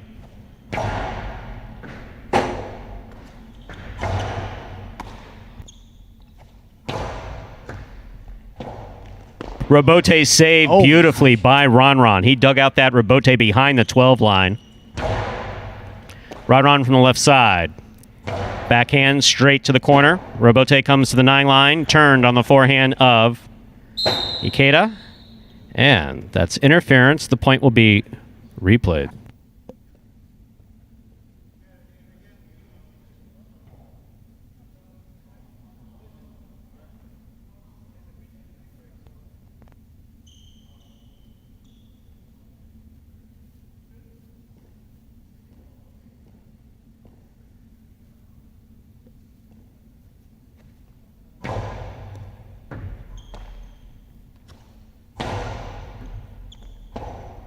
Rebote left side by Ikeda.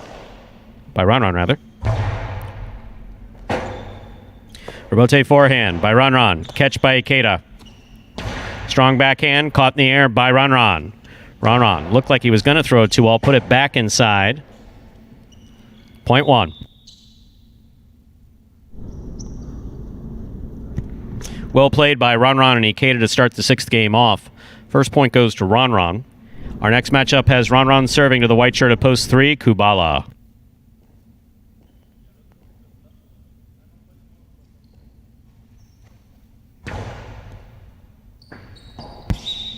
Point 1.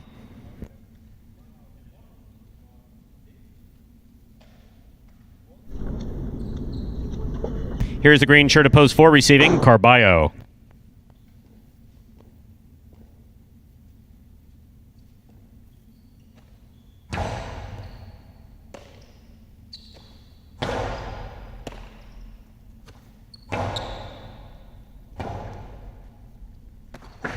Sidearm carom off. What a catch by Ron Ron. What a great throw by Carballo. Great catch. Back to the inside he goes. Ron Ron's there. What a magnificent catch. This is quite a point. Hard throw by Carballo. Clears the overhead screen. Comes out of the chick-chack, which we really don't have. Scoop by Carballo after he pushed Ron Ron out of the way. Scoop by Ron Ron. Carballo. Outside placement of the left side rebote. Ron Ron's on it. Carballo keeping his eye on the ball, just missed. That was an awesome point played by Ron Ron and Carballo. Point goes to the 1. Black shirt at post 5 receives. Anderluck.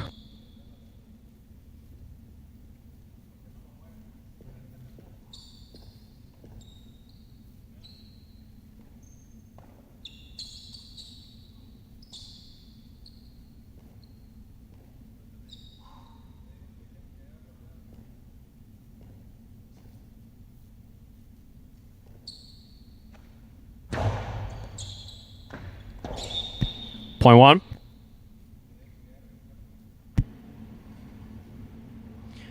Ron Ron has 4 points. Receiving the yellow shirt at post 6 is Bradley.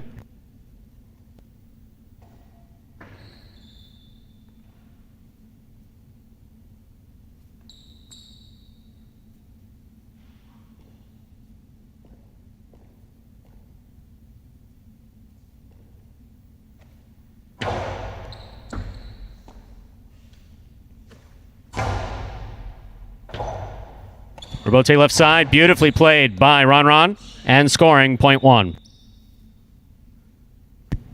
One is on the board with 5 points. Here is the pink shirt of post 7. Douglas receives.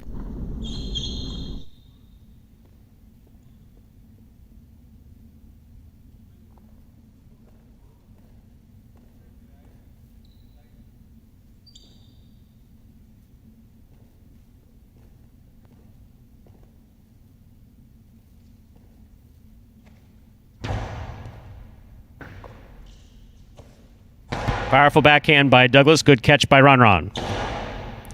Douglas from the left side. Hard throw. 2-all does not open up. Douglas stops it. Excellent catch by Ron.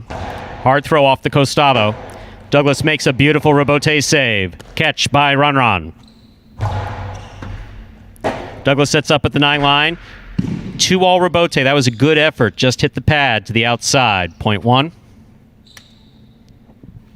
Ron has made 6 straight points, bringing him to a possible game point here in our 6th game. Trying to stop him in the purple shirt of post 8 is Jedin.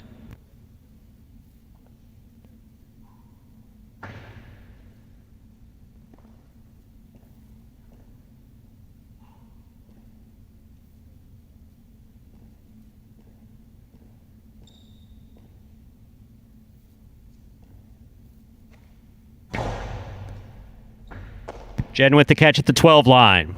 Goes deep from the left side. That's a beautiful backhand. Ron on the rebote. Clears the overhead screen. Rebote left side. It's a 2-all by Jedin. He gets up. Good effort. Try to hang in there by Jedin. Point and a perfect game, ladies and gentlemen. A hard-fought, well-earned perfect game for the red shirt of post 1, Ron. Okie dokie. 2, 3, 4, 5, 6, 7, and 8. We'll play off for 2nd and 3rd place.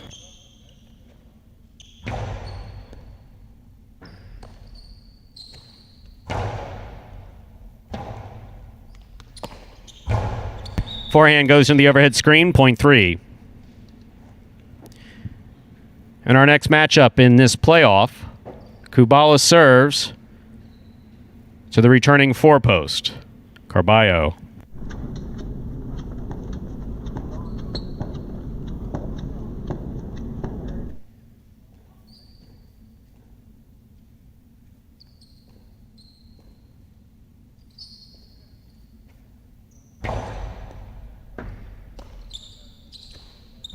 Nice backhand by Carballo. Rebote forehands up. Carballo makes the catch. Hard throw goes wall to wall. Rebote coming out. Kubala turns the rebote. Scoop just missed on the left side of Carballo. Point 3.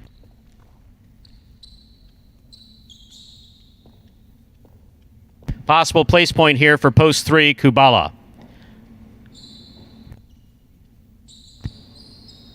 Receiving post 5.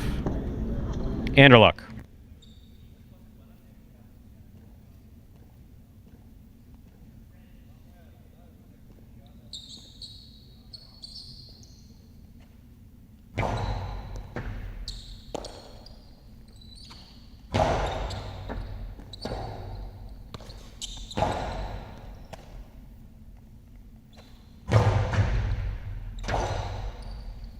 Rebote left side to the inside. Will score. Point and a second place finish for Kubala. 6, 7, 8, 2, 4, and 5 will pair off and play off for 3rd place. 6 first serves to 7.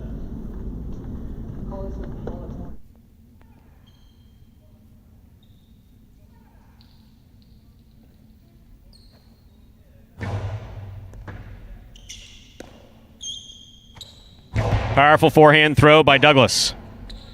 Bragley with a miss, point 7. 8 now serves to 2.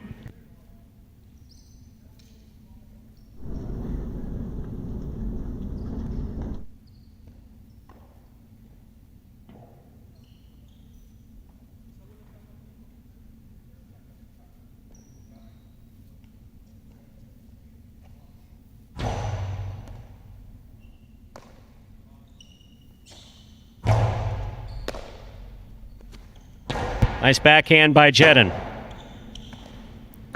Rebote forehand save by Ikeda. Here's Jedin.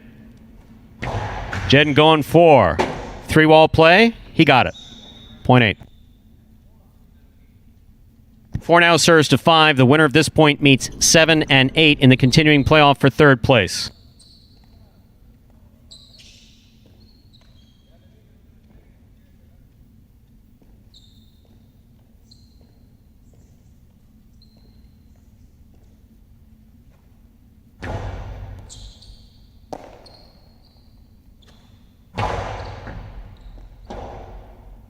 Costado, thrown to the inside. Anderluck's there. Forehand rebote thrown beautifully to the inside. Anderluck on the side wall with an equally nice rebote. Forehand rebote saved by Carballo. Catch by Anderluck. Picada by Anderluck. Cut off by Carballo. Carballo, Picada. Big bounce goes up and scores. Point 4. 7, 8, and 4 remain in the playoff for third place. 7 first serves to 8.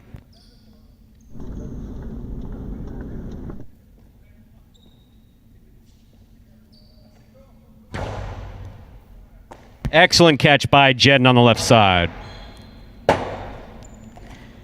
Rebote thrown to the inside and scoring. Point 7.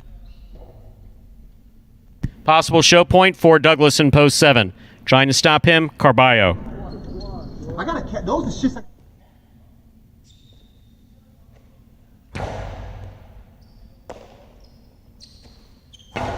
Nice backhand throw by Carballo.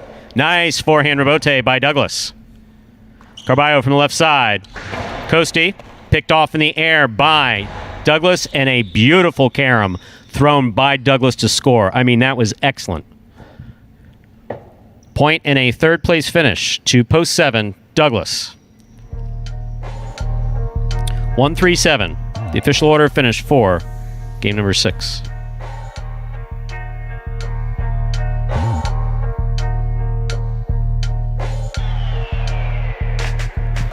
It's official. Coming in first, post 1, Ron taking second, post 3, Kubala coming in third, post 7, Douglas. 1-3-7 is the official order finish for game number 6. Well. So that was one of the best perfect game performances we've seen. Ron earned that more than that $100 he's going to get. That point between he and Carballo was, I don't know about the best, because best sometimes indicates that there's a technical quality in there. It's just they both played with tremendous heart. Yeah. To make sure that they made every catch and tried to. That was just a fantastic point. And I think with Ron, one of the things you noticed coming in is it's kind of a different brand of highlight, obviously, here at Magic City. At first, didn't see a lot of diving, full extension dive, but now he's, digging out the rebotes like everyone else, laying his body on the line every time. So that's great to see that. He's really bought into the whole, mantra here of Magic City, 110% effort, and he gets the win there. Well deserved. Well earned. Yep. Well earned. Okie dokie, your prices from game 6.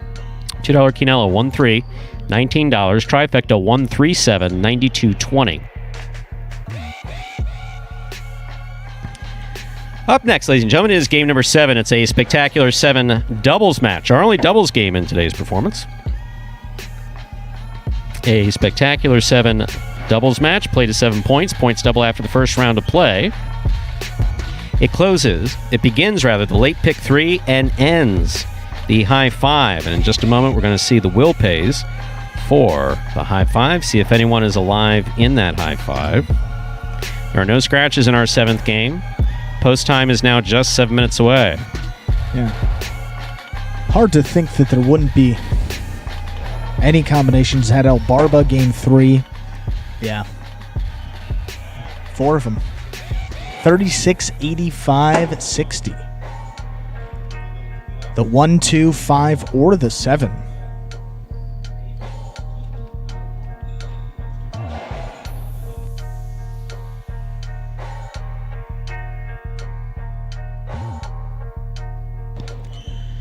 So for that 7th game, looks like post 1, Diaz and Carballo, Bueno in Tennessee, Juice and Ron out of the 5, and Anderluck and Kubala out of the 7. All could make that high 5 go today.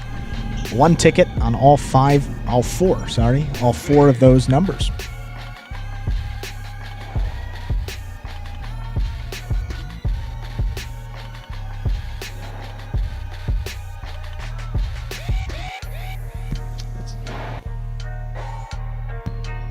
That's always good to see. I like seeing 4 numbers with almost $3,685.60 on the 1, the 2, the 5, and the 7.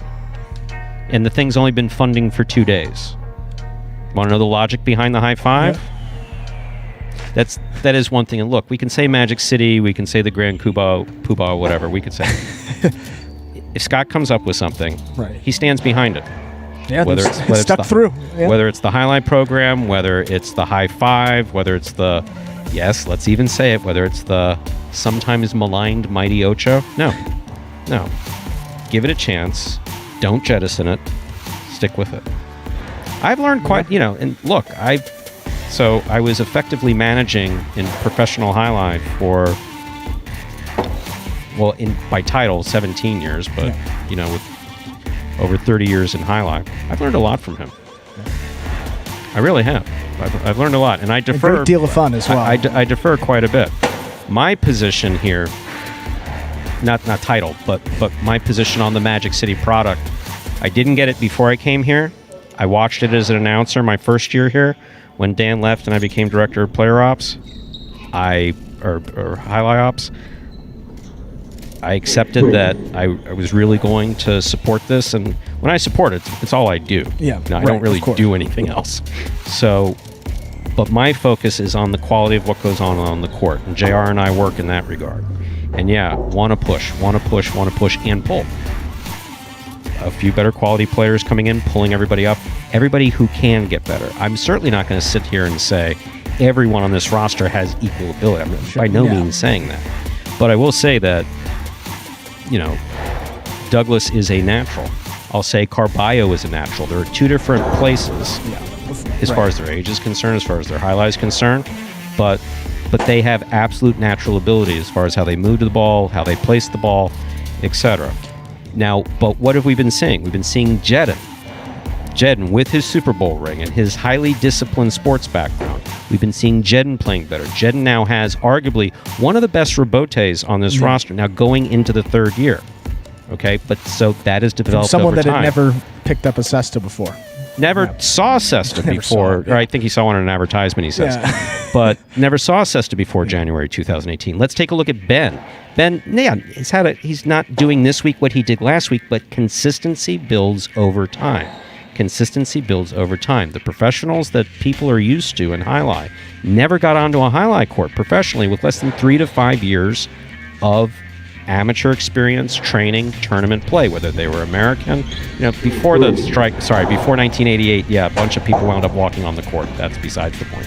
But traditionally, you needed 3 to 5 years of really competitive play before you can get on a highlight court. This changed that mold. And we were going to accept it. And there are a couple people who haven't made it. There may be some people who don't make it going forward. But the quality of what goes on to this court is not just going to be quality in terms of highlight. It's going to be quality in terms of effort. Learning to play highlight, trying to improve. And you get a chance to tune in if you want to and watch it. Instead of saying, oh no, that guy's not as good as Joey, or that guy's not as good as... no kidding. Neither were 42 of the other guys on those rosters, right? People forget that each one of these rosters did have their quote-unquote worst player.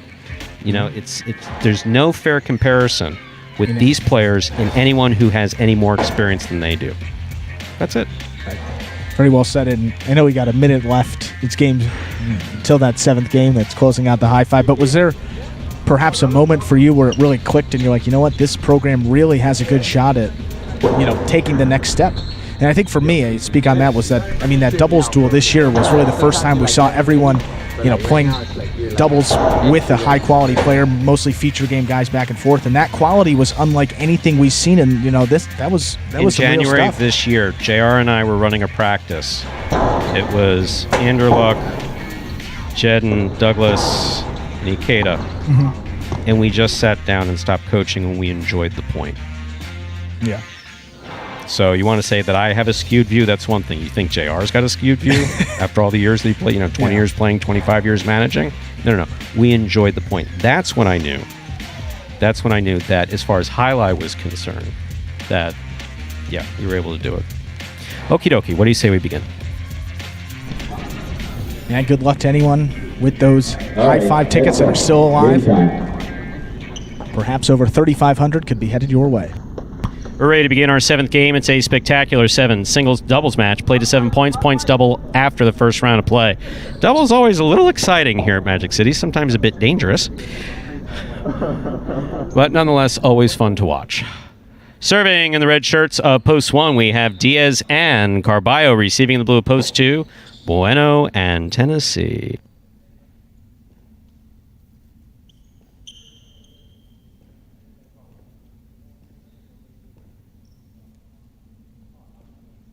There's the serve.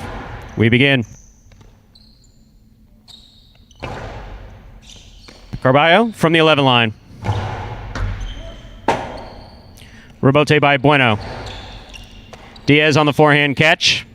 Sends it back. Excellent throw by Diaz. Goes high to the sidewall and scores point 1. Here are the white shirts of Post 3. El Barba and Bragley.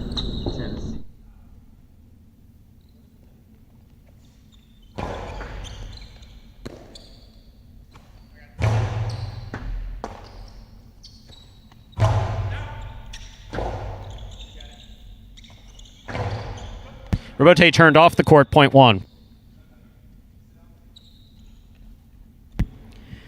Green shirts of Post 4 received. This matchup has Diaz serving to Fred and Ikeda.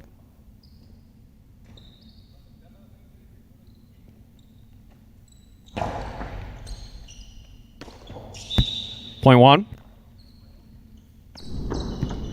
Entering the court, black shirts of Post 5, Juice and Ron.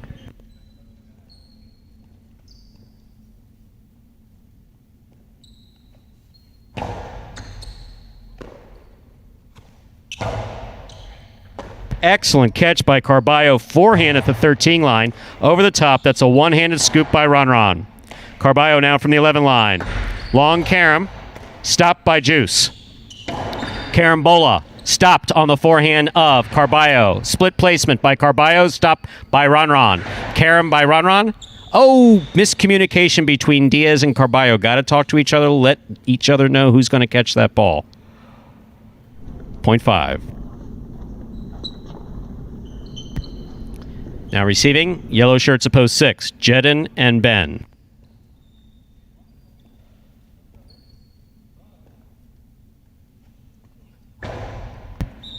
Underserve, point 6. Here's Post 7 to complete the first round of play. We have Anderluck and Kubala receiving.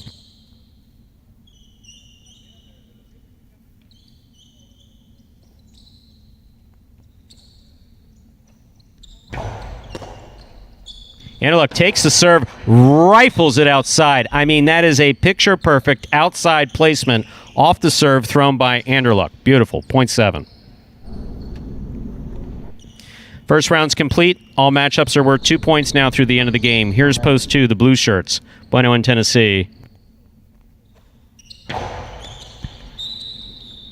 Point 7.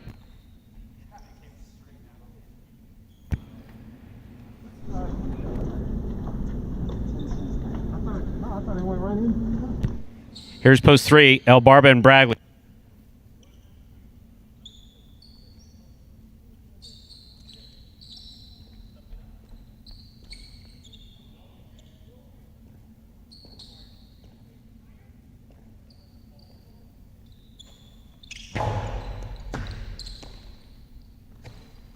Big backhand by Bragley. Good catch by Kubala. Kubala sends it deep. Bragley with a long reach from the 13 line. Anderluck mid-court. Strong backhand. Loss of point. Point 7. Straight points to a possible game point for the pink shirts of Post 7, Anderluck and Kubala. Trying to stop them. Post 4, Fred and Ikeda.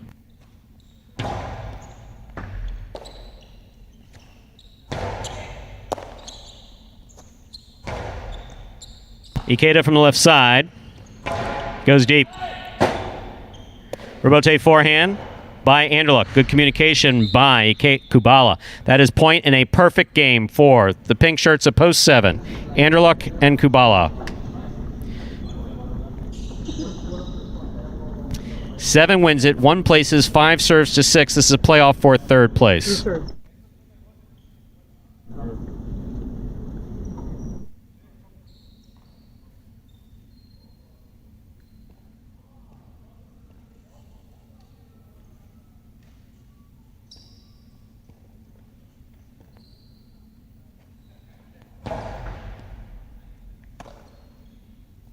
Strong backhand by Ben. Robote coming out.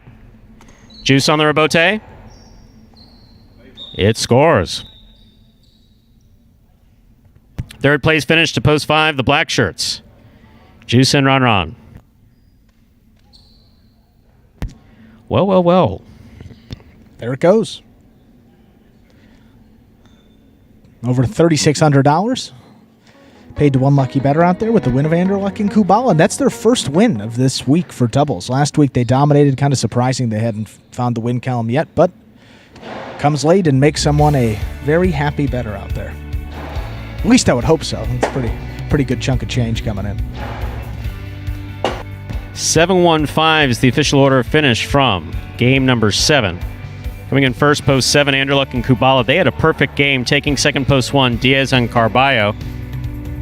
Coming in 3rd, post 5, Juice and Ron.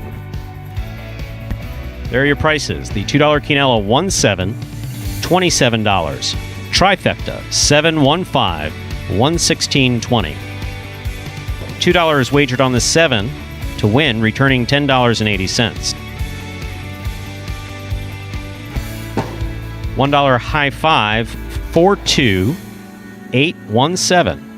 5 of 5 numbers, 1 ticket, returning $3,685.60. And congratulations to that one lucky winner. A high 5 at Magic City. Up next, our 8th game. It's a spectacular 7 singles match. It's played to 7 points. Points will double after the first round of play. Game 8 will close out the Mighty Ocho.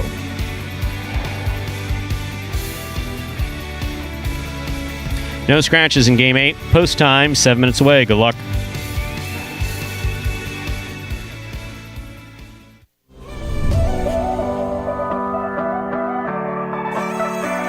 Catch by Bueno. Carom by Bueno. Caught by Barba.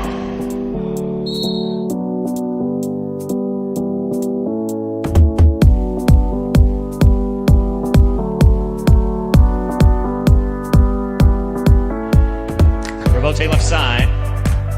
Lamonte makes the catch. Returns a Carom that's gonna score.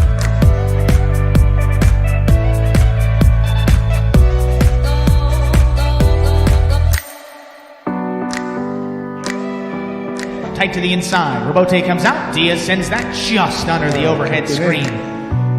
High bouncer comes Dossier just in front of the 11 line. That's a long Carom. That one will score.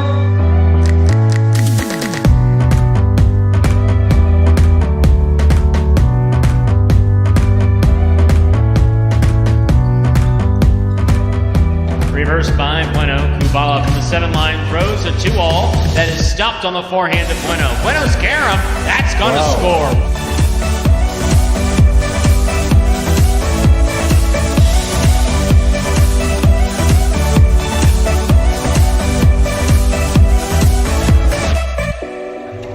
Wow. Carballo takes it in the air, throws a Carom back to the outside, and that scores. What a shot.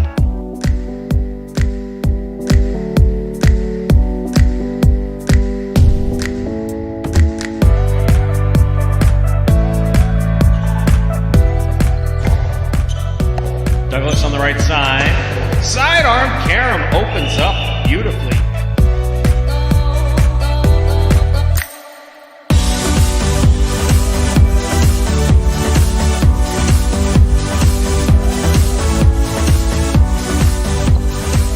Outside placement of the forehand Robote. Bueno's on it. Rifling a Carom to score. One of the best points of this season.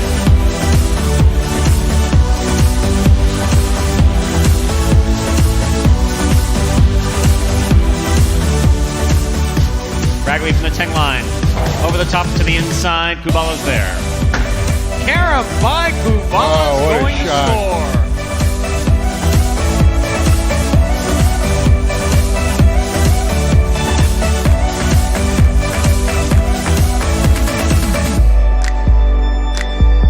By Run. Catch on the forehand to Vanderlust. What a carom. That was, wow.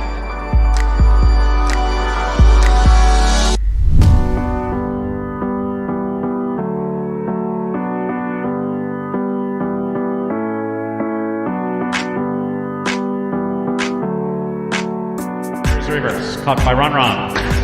2-all by Run. Caught by Douglas. Carom by Douglas. Wow.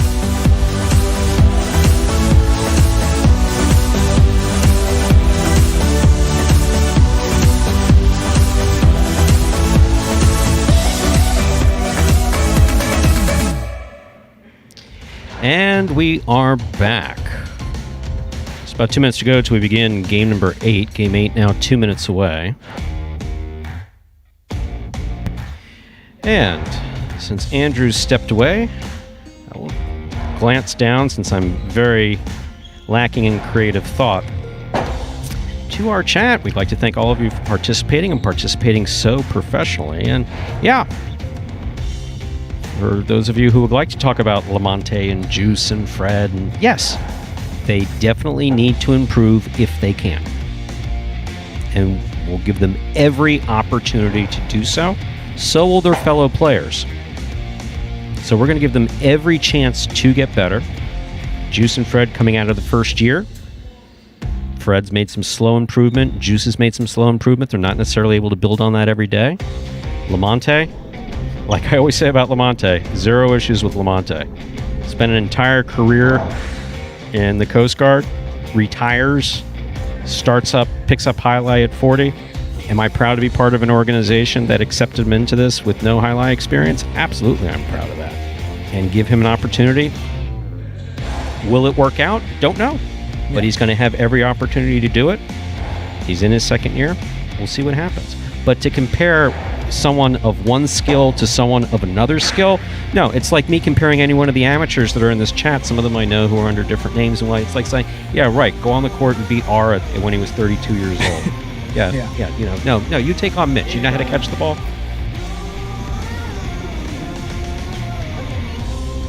So yeah, not a fair comparison, but everybody's got a chance here at Magic City. Okie dokie. Game 8. Spectacular 7 singles match, played to 7 points. Points double after the first round of play. Serving the red shirt at post 1 is Kubala. Receiving the blue at post 2 is Ron.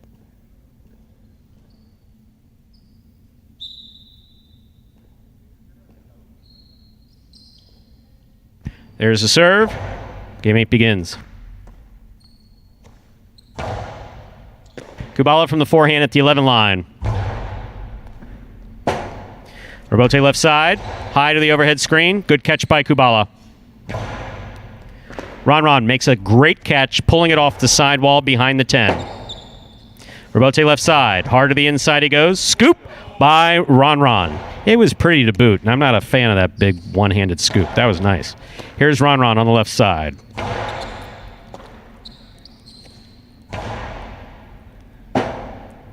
Robote forehand by Ron. Catch by Kubala. A great catch, pulling the ball from the side wall.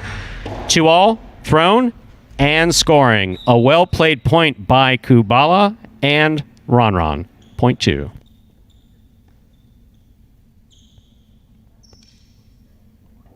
Here's the white shirt at post 3. Bueno.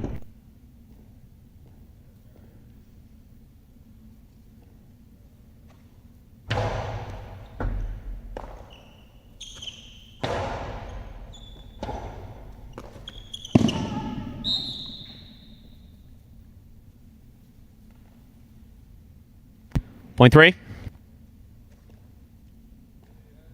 Here's the green shirt at post 4. Now receiving, we have Carballo.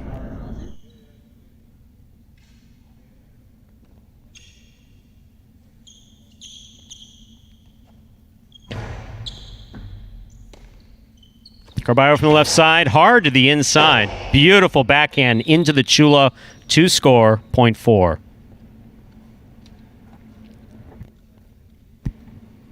Black shirt at post 5 receives. Here's Ben.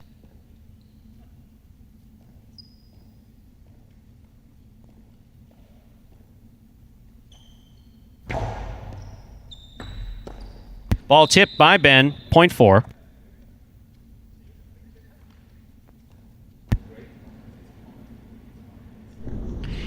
Taking the court, yellow shirt at post 6. This matchup has Carballo serving to Douglas.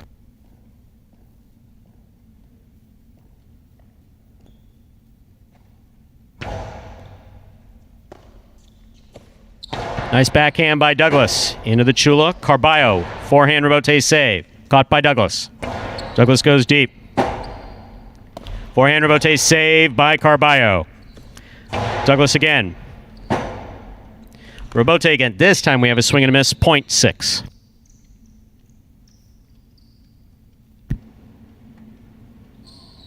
In our next matchup, Douglas serves to the pink shirt at post 7, Anderluck.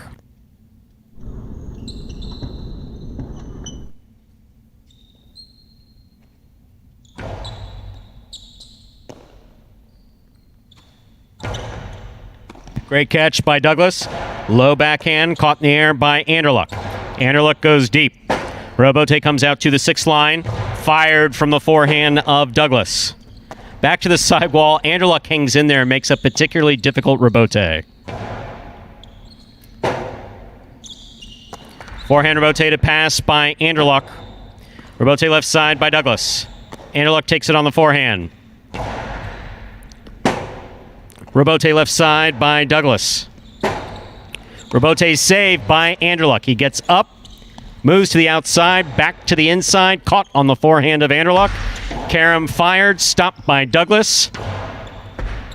That will score. What a beautifully played point by Douglas and Anderluck. Point goes to the 6.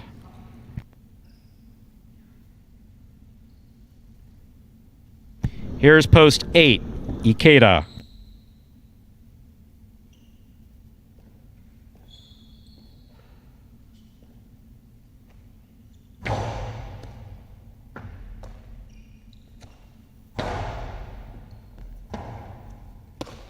Strong forehand rebote by Douglas. Scoop attempt missed. Point 6. Douglas has made 3 straight points. He serves the returning 1 post, Kubala.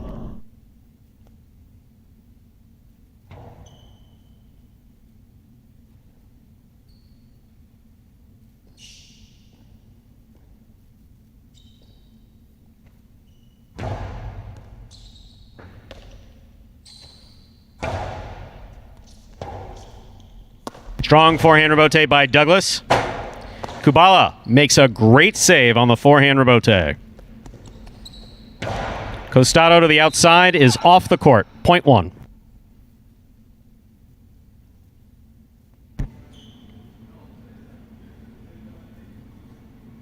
Kubala's on the board with 2 points. He serves now to the 2 post. Ron.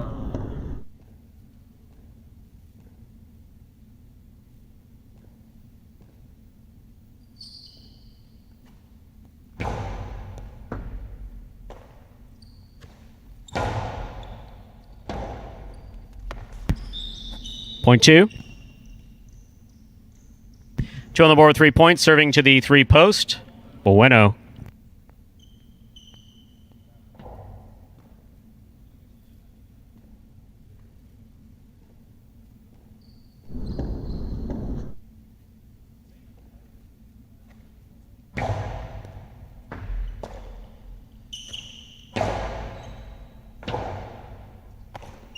Strong left side by Ron. Caught by Bueno. Beautiful catch by Bueno. Good catch by Ron.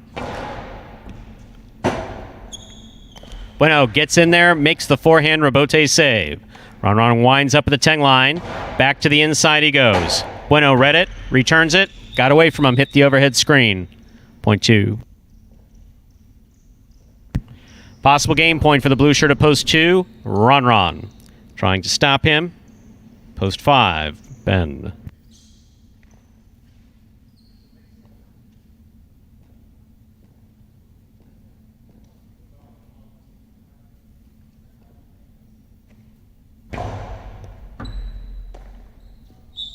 In and out of the cesta, the ball goes. Point and game, ladies and gentlemen. Blue shirt at post 2.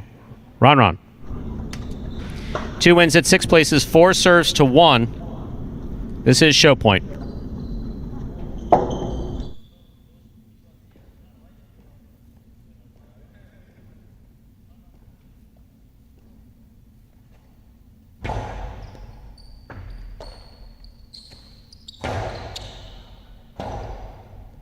Carballo, forehand rebote. Kubala, left side. Beautiful forehand rebote by Carballo. Forehand rebote by Carballo. Here's Kubala. Carballo. Picada. Cut off on the left side of Kubala. Rebote forehand saved at the side wall by Carballo. That's an interesting play by Kubala. He kept his eye on the ball, brought it in. That just overthrown. Well played point by Carballo and Kubala. We have point and a third place finish for Kubala. 2-6-1. The official order of finish now for game number 8.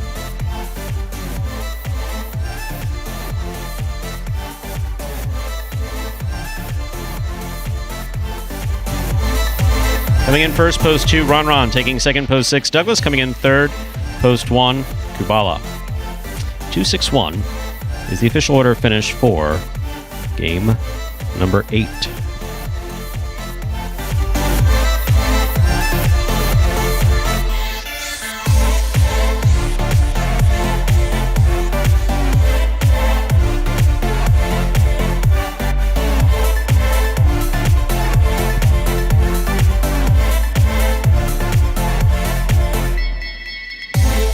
Just love the way Ron catches those, those ones that are coming in pretty hot. You talk about loosening up the wrist, just letting it come into the cesta there. I mean, you can really see when he does it. That's just textbook. And, he stops it with ease every single time. Where guys really struggle with those ones, the cortadas coming in, especially off the sidewall. Ron seems to handle those better than, and Douglas too, both of them, better than almost anybody on the roster.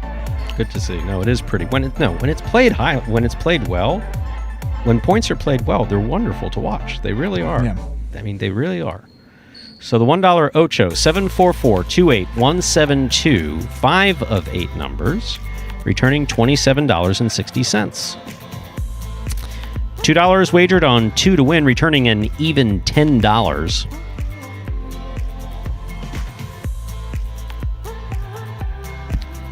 Quinella, 2-6. That's first and second in any order, $12.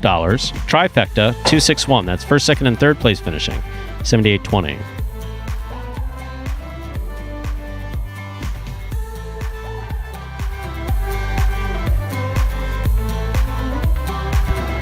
Up next is our 9th and final game of this performance. Don't forget, we come back and do it all again at 8 p.m.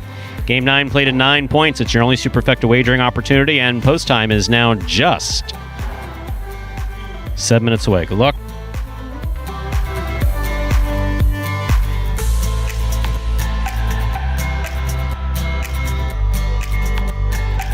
And this is the finale of this matinee performance.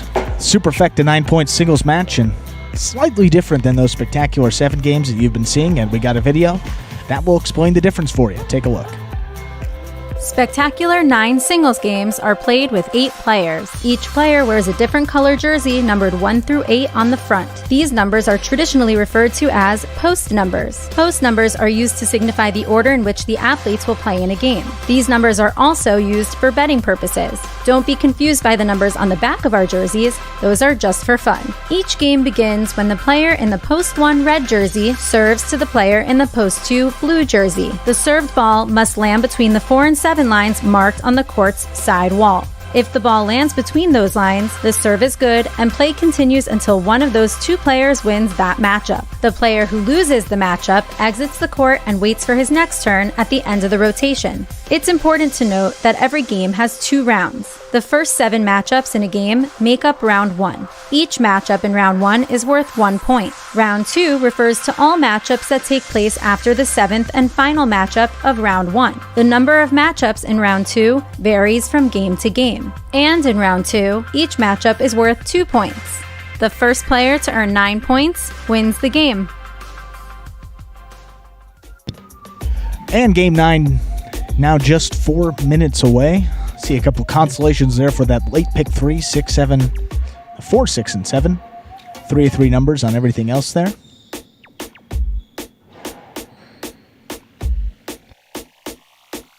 And I got to say, the play in these late games in particular today, Stu, just kind of taken up a notch from what we've seen previously this week. The speed, the power, and just the overall play has just been, as you said, it's pretty to watch when it is good.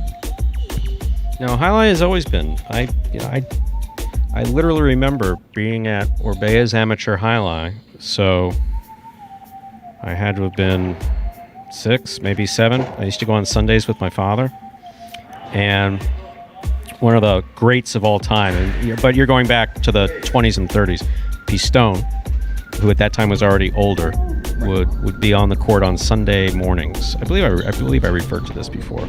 And he would work specifically at that time with JJ. JJ he was Rookie of the Year at Miami in 76. So that means I would have been watching that in 75. So I would have been 5 or 6 years old. Right.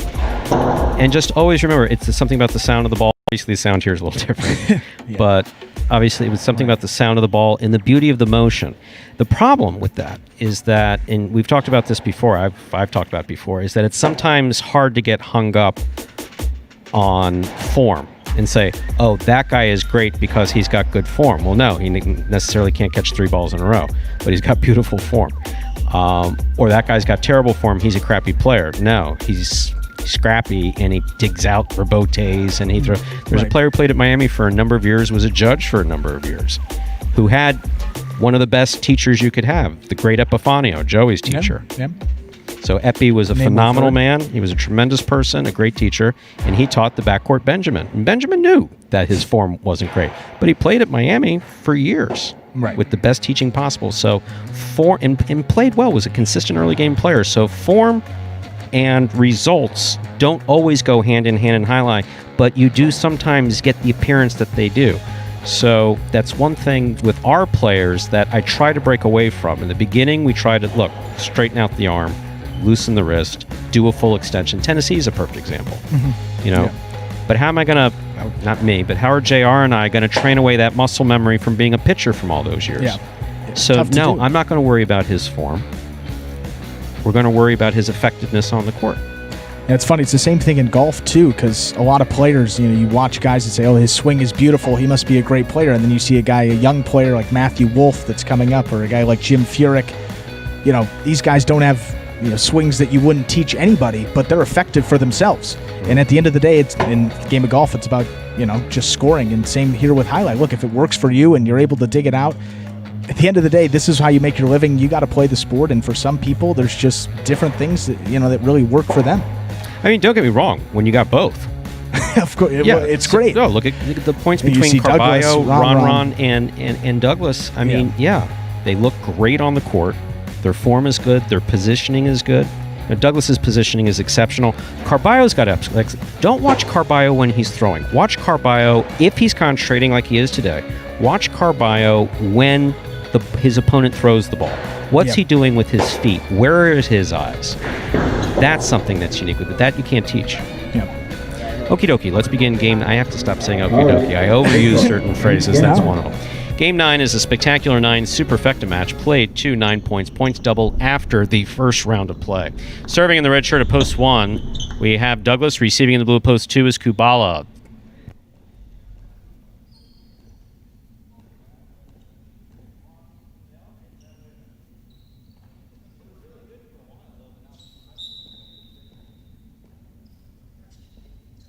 Douglas serves. Game 9 has begun. Point 1. Douglas first on the board in our 9th game. That'll bring to the court the white shirt at post 3, Anderluck.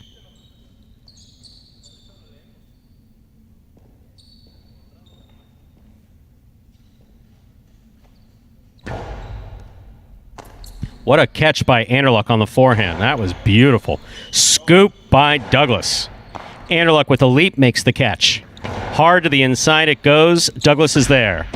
That reverse 2-all caught the top of the pad, and that is punishment for throwing a reverse 2-all. The highlight gods frowned on it, stuck it in the pad, and Anderluck serves. Green shirt at post 4 receives. Here's Bueno. Point 4. That'll bring to the court the black shirt at post 5. Ikeda.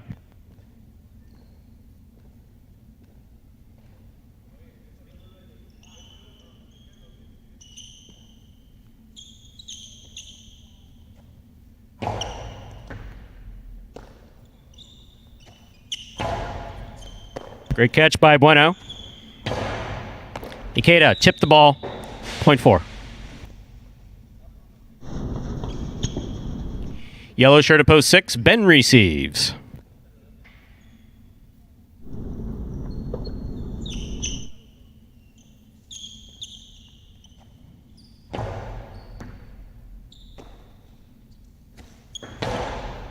Strong backhand by Ben. Ben with a good catch at the 9 line. Another powerful backhand right to the corner, out on the wall. That is a picture-perfect reverse just thrown by Ben. Came out Arimada. Beautiful. Point 6.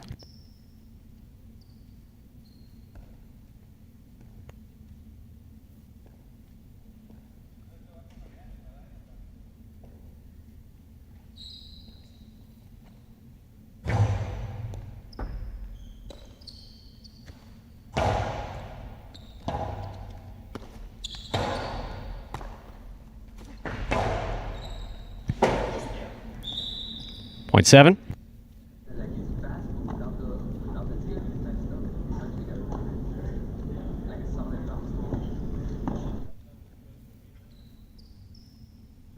Here's post 8. Ron. This will complete the first round of play.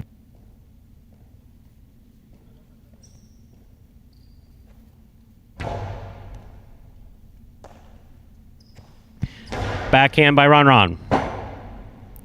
Rebote forehand. Beautifully thrown. Just got away from him. Hit the overhead screen. Point 8. Here's post 2. Kubala.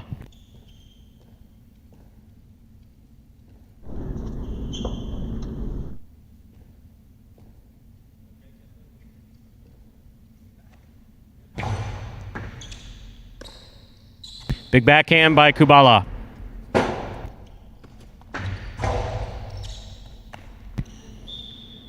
Point 8.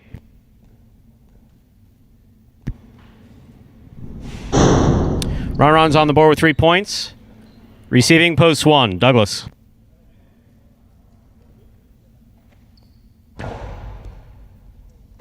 Excellent catch by Douglas off a good serve by Ron. Ron lifts the reverse into the backcourt, out to the rebote. Douglas with a powerful forehand rebote escaped to the overhead screen. Point 8. Ron has 5 points, but remember, 9 points are needed to win a superfecta game.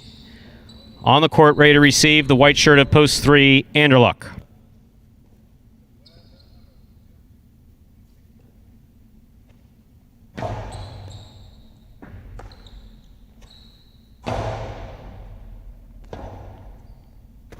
Rebote forehand by Ron.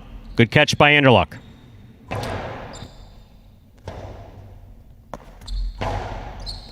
Beautiful catch by Anderluck on the forehand. Excellent catch by Ron. Just couldn't hold on to it. Point 3. 3 on the board with 3 points, serving to post 5. In the black shirt, we have Ikeda.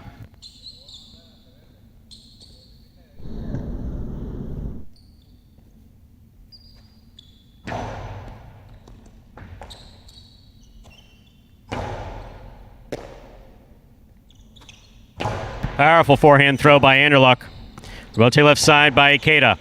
Anderluck, nice catch at the 8 line. Low and hard to the inside. Caught on the left side of Ikeda. Ikeda goes deep. Rotate forehand by Anderluck. Anderluck on the right side. Nice pickup by Ikeda. There's the backhand. That touched the overhead screen. Point 3. Anderluck's on the board with 5 points. Green shirt to post 4. Bueno receives.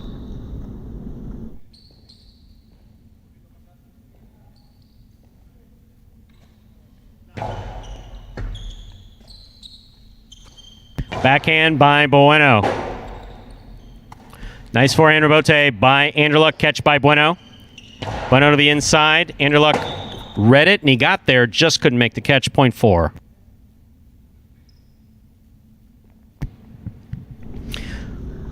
Bueno's on the board with 4 points. He serves to post 6. Ben returns.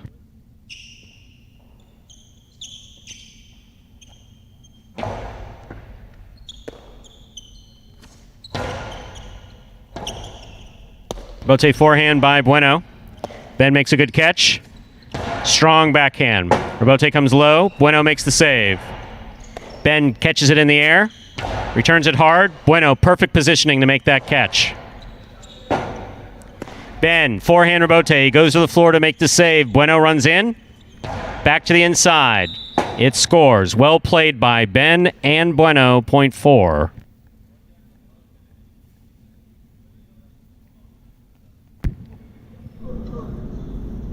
Bueno has 6 points. Once again, this is a 9-point game. Carballo receives. Pink shirt to post 7.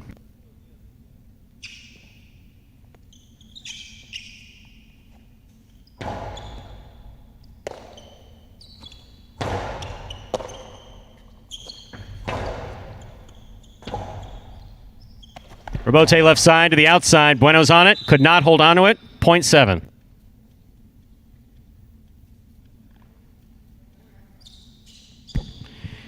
Seven on the board with 3 points, serving to post 2. Kubala receives.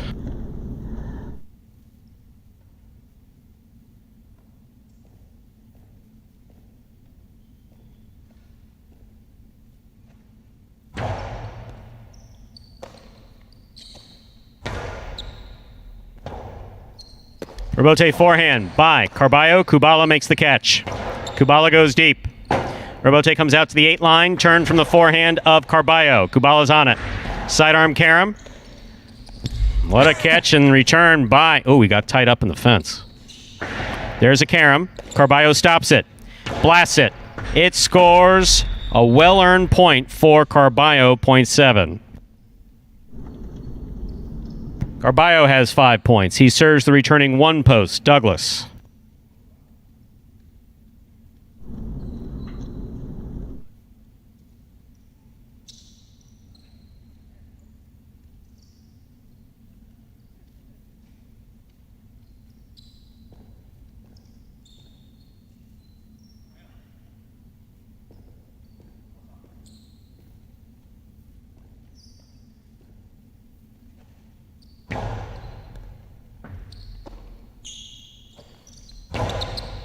Beautiful right side by Douglas. A nice catch by Carballo. Oh, he was going for the fall down Rebote, and the fall down came before the Rebote. Wait. Point 7. Possible game point for the pink shirt of post 7. Carballo. Trying to stop him is Ron.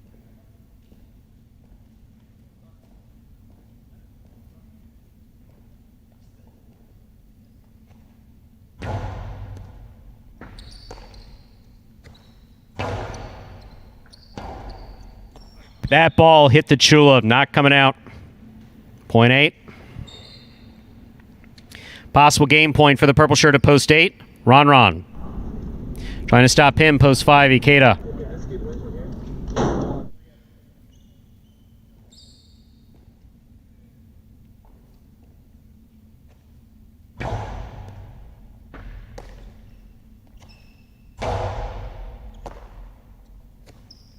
Ron on the backhand.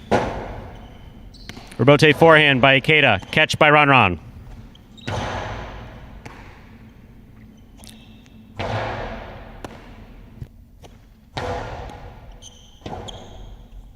Forehand Rebote by Ikeda. Good catch by Ron. Low and hard to the inside. Caught in the air by Ikeda. Ron on the Rebote. Ikeda from the forehand. Outside placement, outside the court. Point and game, post 8. Ron. 7 places, 4 shows, 3 takes the quad. Unofficial order of finish, 8-7-4-3.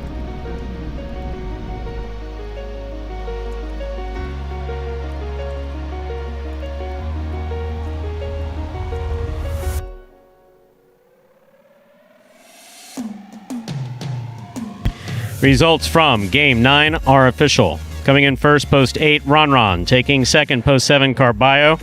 Coming in third, post 4, Bueno. Taking the quad, post 3, Anderluck. 8-7-4-3 is the official result from game number 9.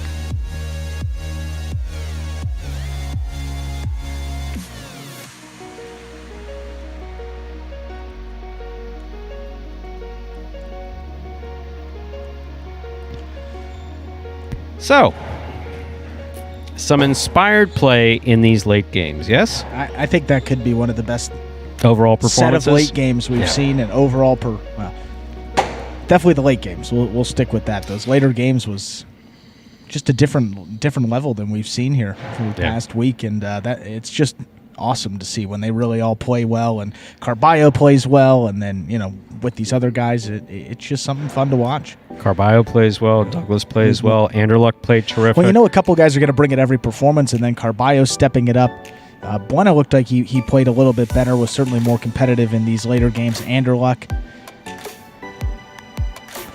little better than he's been doing, but struggled to get on the board in these later games. But Ben struggled, but look for him to get back on track, certainly in this evening performance. Now, I will say this: it is a little hard to maintain this degree of intensity. That's probably the degree of intensity we saw today. Probably not a reasonable expectation. Quality overall, yes, but that degree of intensity kind of hard to maintain. Let's go over these prices for our 9th and final game. The Super 8-7-4-3, $111.05. The Late Pick 3, 7-2-8, all 3 numbers returning $124.60. $2 Quinella 7-8, $57.60. The Trifecta 8-7-4, $602.40. $2 wagered on 8 to win. Get you $11.20. So yes, overall a very good performance. I like where we've left things going into a quick performance too. I just looked at the clock, 6:19. So we did this. I was going to say something before. We did this in 2 hours and 15 minutes. That's about 15 minutes. That's a full game. It's a full game time roughly in wagering period, less than usual. So I usually say, in an hour and a half, but we have really a little less than an hour and 45 minutes before we begin the 8 p.m. performance. A little extra time. Some McDonald's, Coke and a fry. Large Coke, medium fry. What do you want? I don't know. You've been buying lately. I don't know if I can take you up on that. But then Offers again, on the table. Oh, that's so sweet. That is nice of you. Every performance. Yeah. Are all millennials as nice as you, or just you're the outlier? No, only me. Yeah, you're definitely the outlier. I don't think that there's any question about that. No, millennials get a bad rap. They really do. My generation just too. You know what? No, they do. They do. Millennials do, for the most part, get a bad rap. No, the millennials that I'm in touch with are actually, whatever they take seriously, they are specialists, though. I will say that. Yeah. Millennials are specialists. They focus on something, but they focus on it very intently. Really well said. Yeah, I like that. Thank you. I appreciate that. Yes, I spend lots of time thinking. And that, ladies and gentlemen, will do it for this Saturday afternoon performance of Live Jai-Alai in the Magic City on the Jai-Alai Channel. We're glad that you chose to join us this afternoon and invite you to join us again at 8 p.m., just a little over an hour and a half from now, when we'll play 9 more action-packed games. We do hope that you enjoyed today's Jai-Alai action at Magic City. Please like and subscribe to the Jai-Alai Channel on YouTube and let us know your thoughts and any questions you might have in the live chat. On behalf of the players, staff, and management of Magic City Jai-Alai, we thank you for joining us today, and we hope you'll join us again at 8 p.m. when we'll see if we can continue this level of intensity and level of focus. And isn't the last Saturday night think is also one that you're definitely going to want to tune in for. I can't say that. I can't bring myself to say that. I can't bring myself I'll to say that. Yes, you're going to get you too emotional. So No, I'll get choked up, and we've had people established I had kind of a rough week this week. So no, if this is the last Saturday night, I am going to get choked up. I haven't gotten that text from Scott yet saying, yes, we talked about this. Well, I'm like most people. If I don't like what I hear, I just don't pay attention to it. It's out the ear. Yep. So goodbye till we can see you back here at Magic City Jai-Alai.